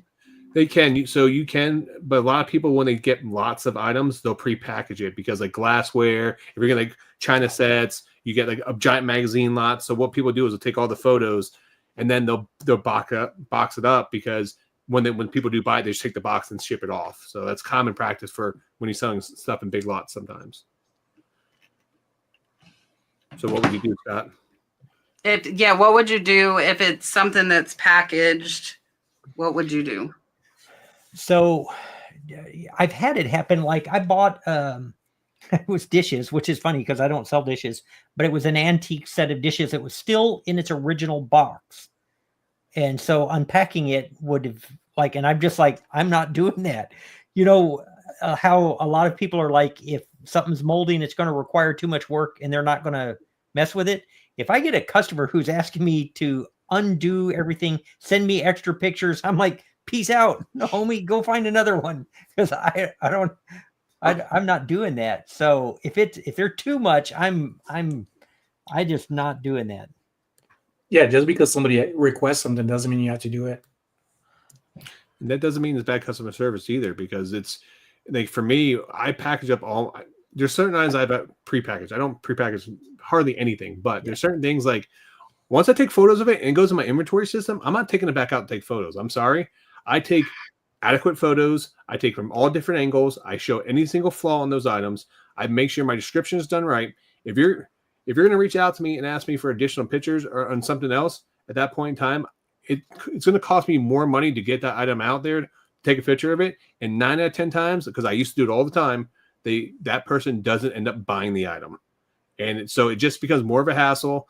And what I normally just say, some message, hey, the item's already been inventoried in our system. That is all the pictures that we currently have. I can answer the question best as possible. I send them a nice message. I'll reply to it, but I won't send them additional photos unless it's something that clearly I missed or something that was off or something that I didn't know about that I need to go back and do it. So I will take the extra steps to do that because that will help my item sell. But if it's just like general pictures, I take very good photos of my auctions. So I know Kat, I was thinking specifically with the question. I had one last week and they were like, I'm not sure the color is correct. Could you take it in better lighting? yes. I get asked to Like, get in sunlight all the time. no way. Because I have pretty good lighting. I was like, that's just not. Remember what I said earlier? I'm partially colorblind. Yeah. So if they're asking, I'm like, it's probably my fault thinking there was a well-lit room when it was probably a dim room. My eyes are funny. I'm telling you. So I just laugh at it. I even have in my description on some items that I am partially colorblind and it may be brown and not green or green and not brown because I can't tell the difference. And I get people that message too and say it's actually green and I'm getting it. You know, it's just funny. I'm just being honest to let people know who they're buying from and what they're getting because I don't see things the way everybody else does, nor do I hear things like everybody else. I think the hair is covering up his ears is part of the problem. Sonny is special. I'm sorry, what was that? So for me, if it's a low cost item, I'm not doing anything. I'm not going to answer. I'm not going to take the time. If it's like a $50 magazine and it's not a stupid question, then I'll open up the package and I'll look. But I don't prepackage anything. So for me, this wouldn't happen. But even if it's not packaged as a cheap item, I'm probably not answering that question either. Just because, like somebody said, Nick Picker said 999 times out of 1,000, the person does not buy. I actually found that to be true. And I stopped answering questions for a while. And it's not me, it's my employees. Cause I'm like, I'm paying them, say a quarter of an hour. If it's 15 minutes to go get the item, take whatever photographs the person's asking for, put the item back, message the buyer, like that's money out of my pocket. And most of them were not buying, but now we do answer them. We do answer the majority of questions. And I'd probably say it's about 50-50 for us to like be completely honest. So sometimes if it's something absolutely ridiculous, then we do not answer, but the majority of the time now we do answer the questions. And I find but I mean, They might not buy because whatever measurement I gave them wasn't appropriate for their size. You know, it's not like they didn't buy just because I answered it. But that means I saved myself a return if they would have bought it and not questioned the size. So we do typically answer most of them now. Kat, how about getting the question, because I've gotten this, I know you've gotten this, where they said that, can you please send me new photos because you have your stock photos up. I want to see what that item actually looks like. Because I'm like, they're my photos. Yes, we get that a lot because we removed the background. Yes. And I'm like, and this is my response to that. And I actually just got that like a week ago. I just got that yesterday. Yeah, I got that recently too. I actually I tell them, please take a look at all of my other listings and you will find that all of my photographs look like this and they are mine. This is the actual item that is for sale. Like, that's what I tell them typically. I'm like, go look at my store. It's not stock photos. Yeah, no, that's like super, to me, it's annoying because I feel like the background removal is so prevalent now that like people would get that. Yeah, like, yes, we're removing the background, but we're not changing the actual item and what the item looks like, you know? Yeah, pain in the butt. All right. Skippin' Stone says, I got a warning email from eBay stating I was in violation for canceling orders using the wrong reason to avoid defects. I haven't canceled any in 2 months, and it was buyer's request. Has anybody heard of this? I've never had first of all, I haven't had to cancel a lot of orders, so maybe I'm not the best one to answer this. But if it's a buyer's request, it shouldn't count against you, and perhaps it wasn't credited appropriately. What I would do, especially if I felt like there was something in error, I would reach out to eBay on Facebook. That's where I've had the best luck. I would send them an email and say, I just got this notice. I haven't had any. So obviously I'm concerned. That's the way I would handle that and see what they tell you. Yep, I agree. There was one person that what I usually do when I get return requests, I'll have it in the notes of that info why the reason is buyer request to do it if it's even in the messaging, because sometimes they'll private message me, and or obviously they would, but I'll make sure I annotate it in that as well to let them like double tap this person is requesting to cancel. Yeah, I would say if you have to cancel any orders to protect your account, you could just issue a refund, not cancel it. You will still get charged the fees, but if you're like missing an item, that's one way to work around that.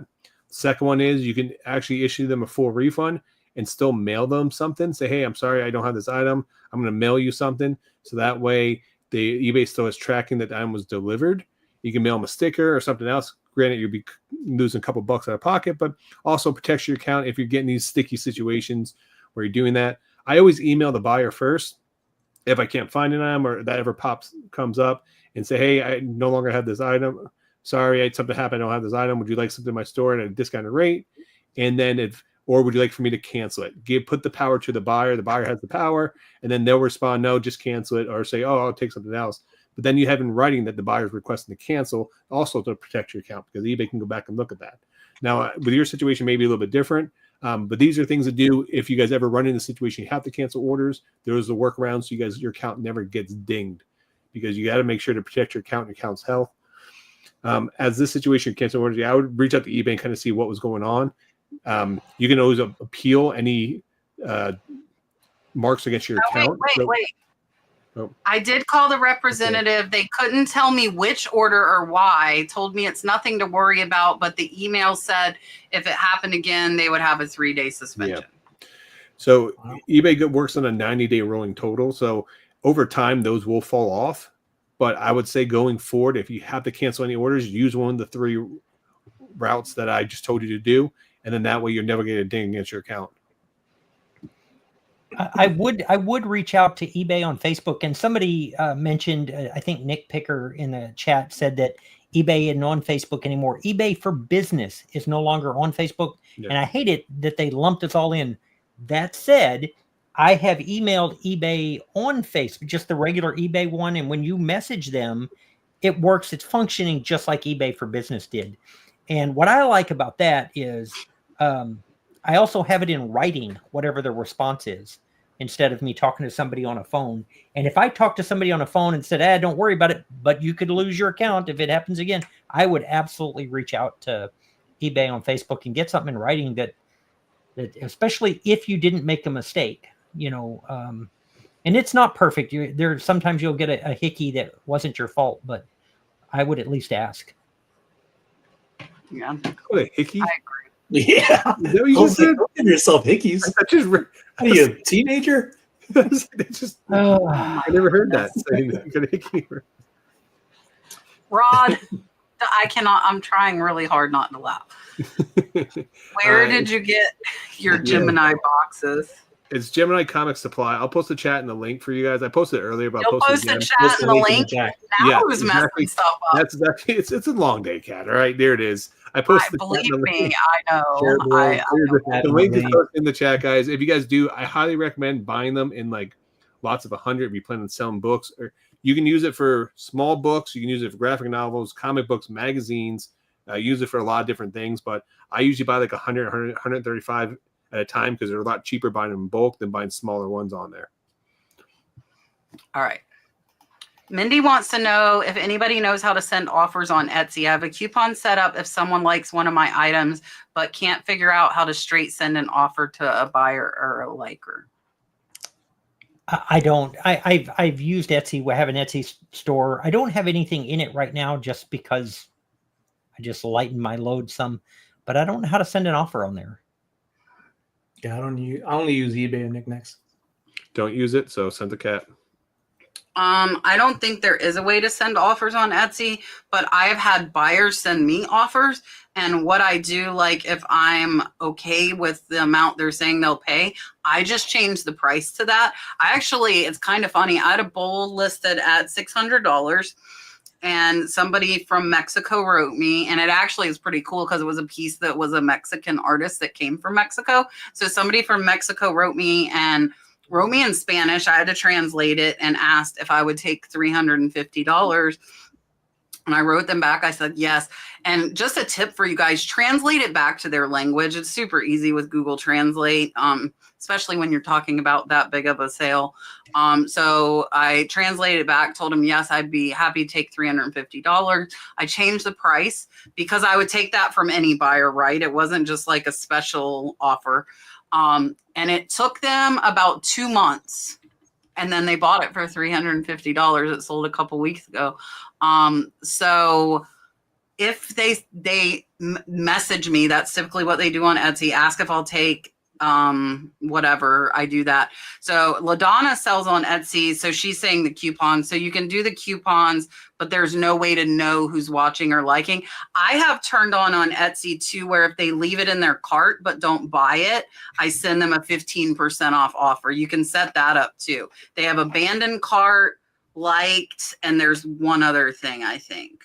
And then, yeah, I just change the price if they ask for, will I take XYZ?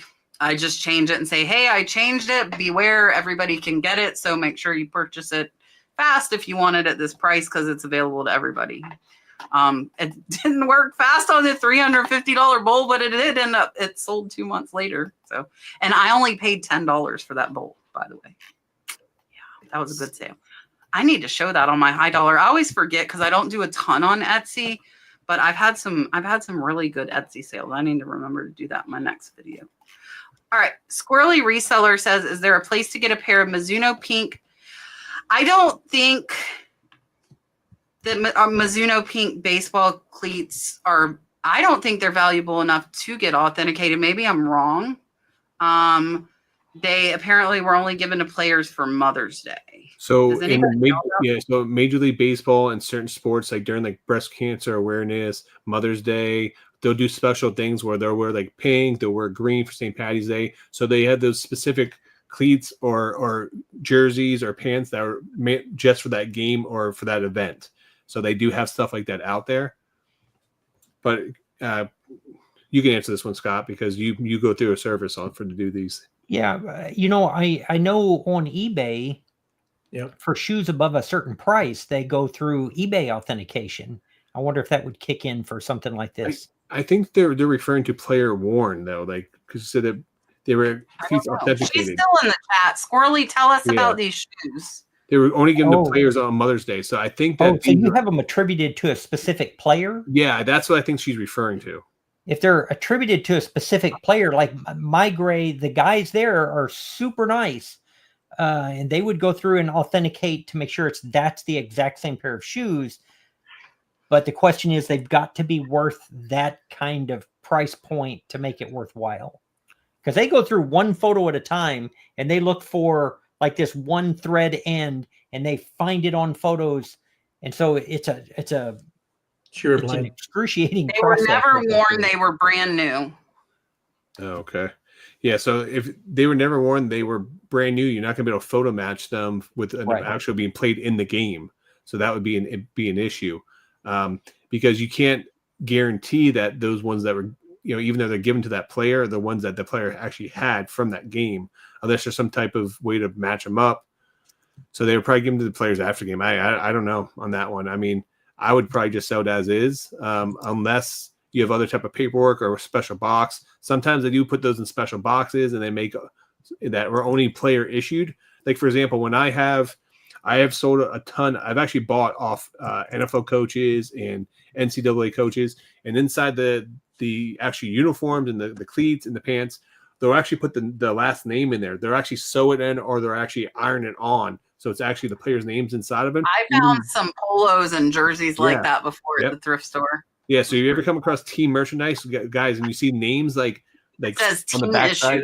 Yeah, team issued. Not all of them say team issued, but they'll have like the player's name so that you can actually Google that name of the team and again pop up, and that's a good way to indicate if it was a team issued outfit and stuff like that. So these may be team issued shoes, but you need to figure out a way to try to match up. And if it's just a no-name player, just someone just a regular average Joe, it may not be worth it. Depending on who the player is. Because I would tell you, usually when it comes to stuff like this, it's going to be big stars or rookies or people that stand out that's worth taking the extra mile to go through this process. All right. Miss Elena wants to know, how do you store wall art safely, especially if it has glass? I hang it up. I put it on my walls. That's what I do with it. I don't have any in here. I hang it up just like that. I mean, that one's not real art. That's one I did, but that is real art. Oh my gosh. Sonny's getting on the floor where I'll never fall. Can y'all see that? Can y'all see that olive on a martini glass? It's a local artist, Michael Goddard. I found this for like $7 2 years ago. It's probably worth like $350, but the only way not to drop something is to just leave it on the floor. That's a hack, okay? You're welcome. So when I have mine, I actually use pool noodles. I wrap them around the edges and stuff like that, pool noodles, and then I actually keep them in an area with like cardboard around them or against the wall so they don't move or slide out. So the trick to not damaging them is put them in an area that you don't walk by or you don't move by, an area that you don't go around, so that there's nothing that can impact them falling over or being damaged. So I don't do it very safely. Mine is like all leaned against the wall of the shed, like stacked, like me too, one after another. But it's safer to have all of them like that because really only the front one could get damaged. I had two of them in here, just like one each leaning against something. It fell and the glass shattered, but I got lucky. I went and looked, and in the pictures you could not see the glass, and I did not mention the glass in my description, so I just removed and shipped it without glass. And honestly, I think if it's something that doesn't have to have the glass, you could remove the glass and, send it without it, and that would be safer.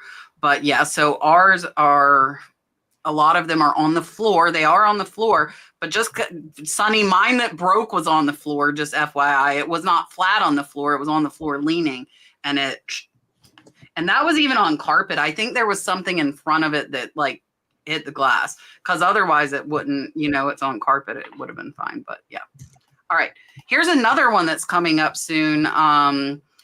Valerie wants to know, and I will say me, Rod, and Scott will all be in Las Vegas, so I can answer that for us for sure. We will be in Las Vegas, not Peaches to Beaches.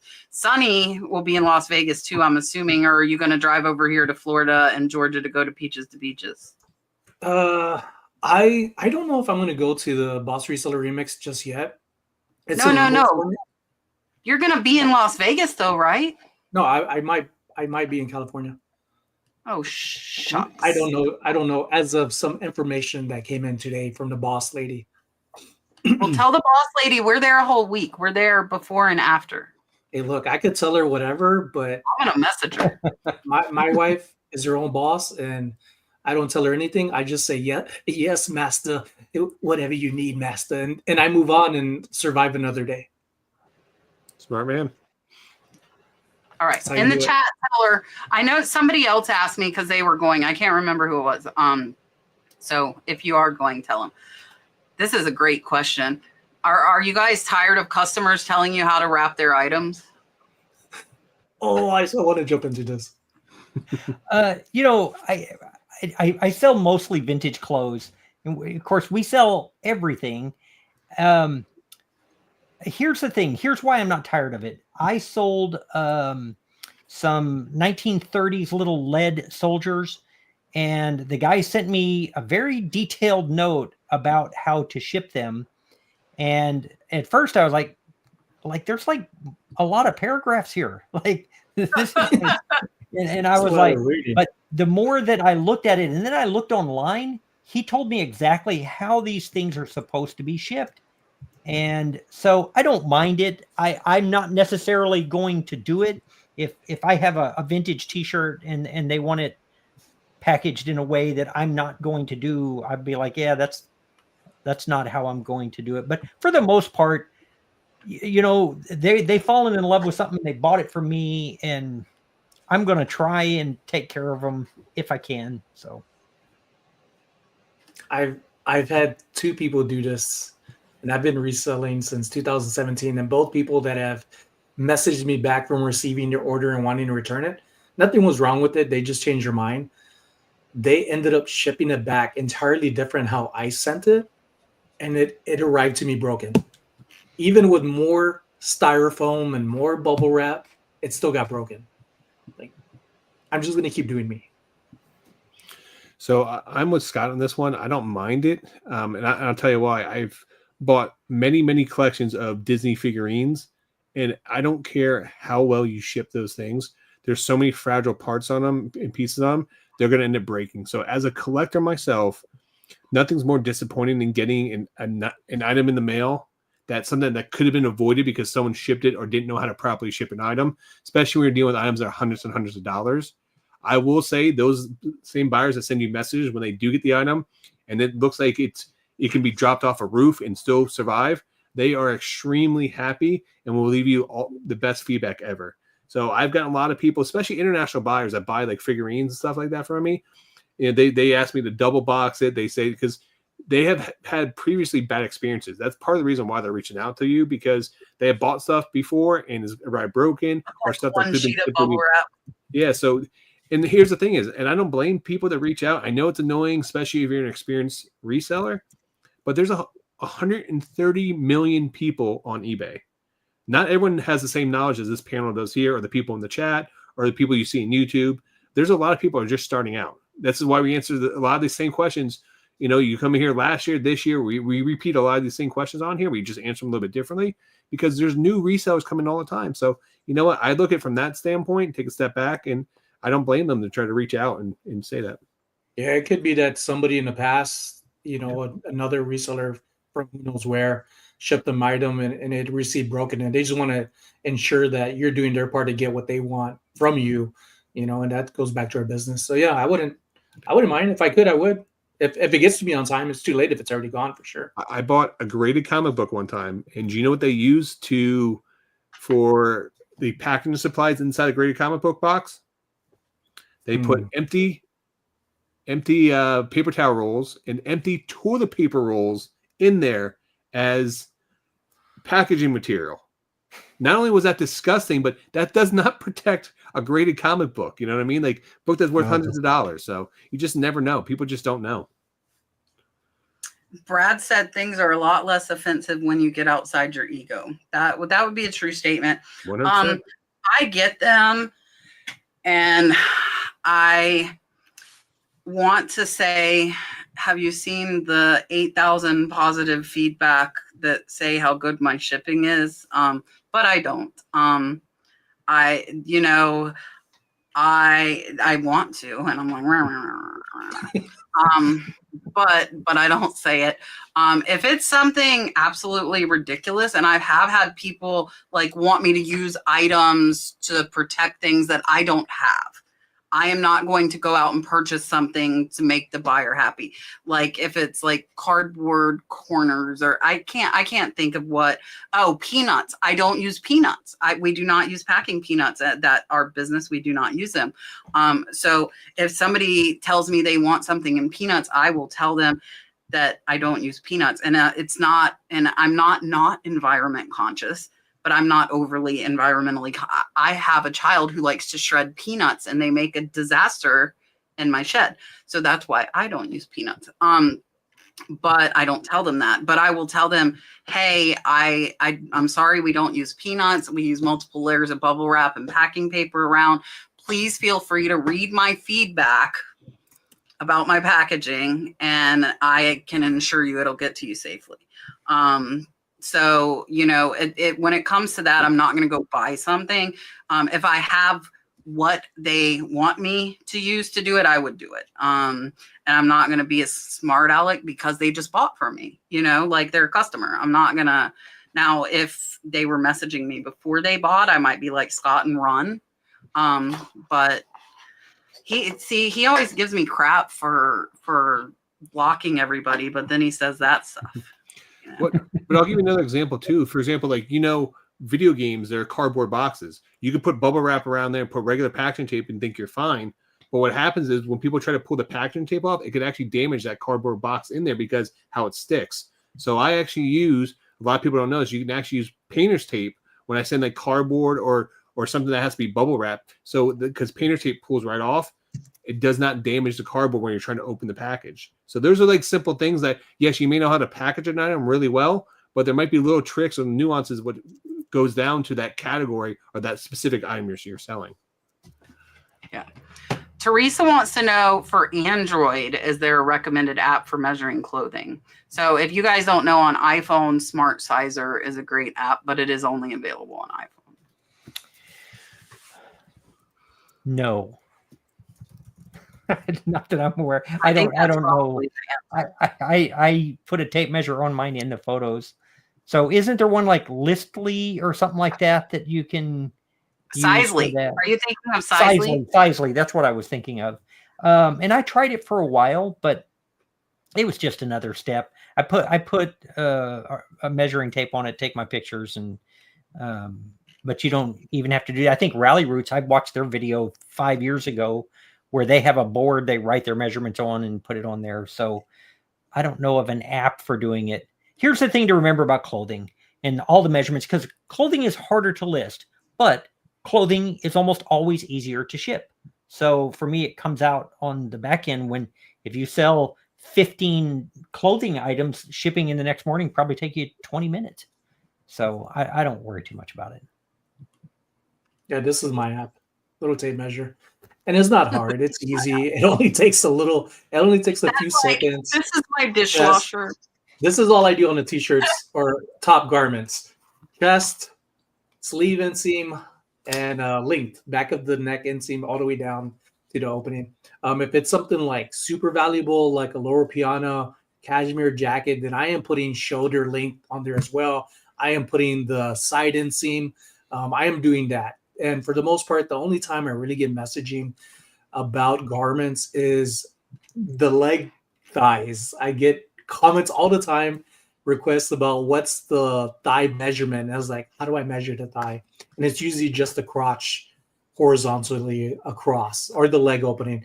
But that's only because I end up not putting it on a description and doing that. So it's not hard. The best Make it measuring easy question I ever if you got, want to do it. I had a guy send me a note and he said, how big is the neck opening? Because I have a gigantic head. And I was like, man, legit question right there. Let's get a tape measure on that. For me, I use old school, man. Regular tape measure. That's it. I don't use an app. That way I know, because I have had apps in the past that have been slightly off. So They are slightly off. Yeah, man, they are slightly off. So, or my wife who uses this method, anytime we have to do something and we're out somewhere, she's like, oh, let me see. It fits. Yeah, there we go. We're good to go. So that's what she uses to measure furniture throughout the house when we try to buy stuff.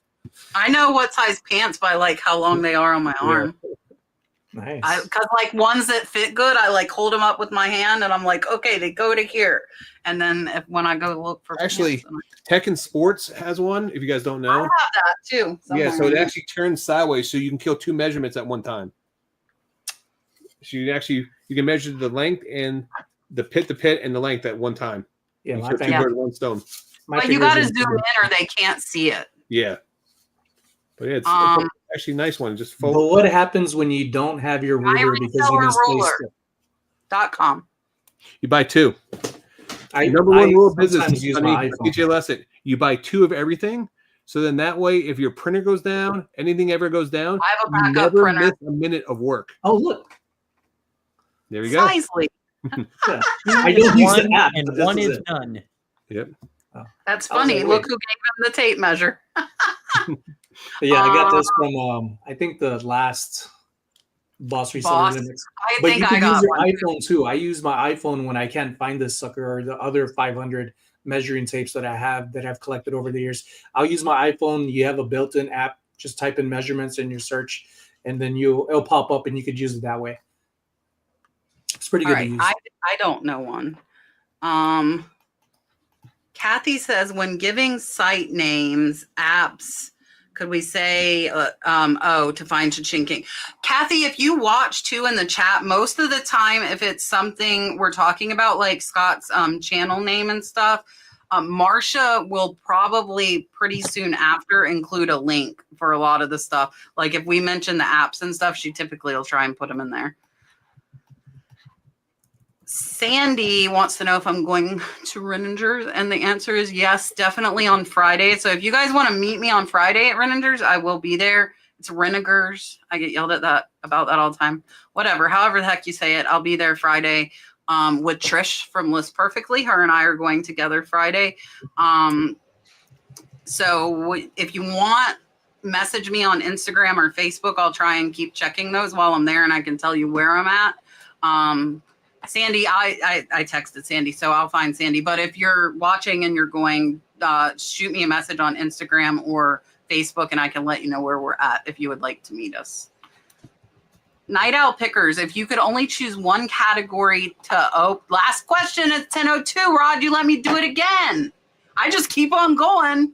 Before you ask that question, people ask, if you go to resellerruler.com, you can get that same ruler. You can see what I just showed you. Reseller. Sailor? Listen, this Sailor? is Sailor? it's gonna be 10:04. Cat. Ask your question. Let's go. Okay. There's two answers to this question because I work with Melody. I work with my wife. And so what we both like to list would, if we could only choose one category, it would be like vintage clothes. We like vintage clothes. If she divorces me, it would probably just be like fishing lures, stuff like that. For me, I do more than just list items. I also do auctions. So I'm going to add to this question. Apparel for sure on eBay. And it doesn't have to be vintage. I like to resell used items. I do very well with it on eBay. And if it comes to not having that, I would be reselling glass figurines on knickknacks. For me, sports cards. And the reason for that is right there in my hand is about 40 cards. And that takes up no space. And there's probably $2,000 worth of stuff there. So they're short. It's quick and easy to ship, easy to list, and easy to store. And I can literally put 10,000 things on my shelf, and it takes up this much space. Mine is jewelry, and it's almost for the same reason Rod just said. Same thing. You can fit $2,000 worth of jewelry. I mean, like, it's $2,500 bracelet. How much space is that taking up? Poison A. I love Poison A. Jewelry. There's plenty of a supply out there. It's small. It's easy to ship, and there's money in it. All right. I'm going to make Scott big and let him tell you what he's got going on or not, and Sonny too. And then Rod will, and then I will. So here is Scott. I think a lot of you know that I'm on YouTube and Instagram under ChaChingKing. I do have a new channel. I would love for you to check it out. It's going to be primarily the picking part of it, storage lockers, private picks, stuff like that. So far, it's just been the storage lockers, and it's ChaChingKing picking. And I would love to see you over there too. Perfect. Here's Sonny. All right, I just put Scott's picking channel up in there too. Thank you, Sonny. Ladies and gents, I am Sonny Las Vegas. I like to relate a lot of my thrifting and sourcing to things that I like and things that I enjoy and things that I can relate to. I have a lot of life aspects in there, although people don't ask for it. It's the only way I know how to communicate and enjoy what I'm doing. I'm not, or nor do I feel like I'm a teacher at things. I'm just sharing the process of brings me joy and puts food on the table that does more than just provide. It makes what I have feel like freedom and comforting to be empowering myself from learning from others and applying it and just sharing it to the world who wants to listen for a moment or for as long as they want. And I don't see an end to this. And that's one thing I love about reselling for me is that it's something I am passionate about, because being a human being, we are limited on things and things that we find with obstacles. But once you get over them, you realize you have more power for yourself and opportunities. But it's only if you're willing to invest in yourself like you want from things that you pick on the shelf that you want good profits from. I really love this side of me, and it took years to get over of not being inside a shell. And now that I've worked my way out of it, I am in love with the community that I have and I've built and have been welcomed to. So that's really who I am in a nutshell. And if I hope you follow me and see what more I'm about and what I love. And somebody asked a question earlier about lamps. I have been in love with lamps, and you should be checking out my recent videos too. Perfect. Rod, what's going on your 5 channels? So I will be dropping a brand new episode of the No Banger Sports Card Podcast with Tim Over the Years and Carrie for American Arbitrage Cards tomorrow morning at 11 a.m. I did not put out a picker video this week. It's almost complete. I've been running behind, so that will be dropped tomorrow as well.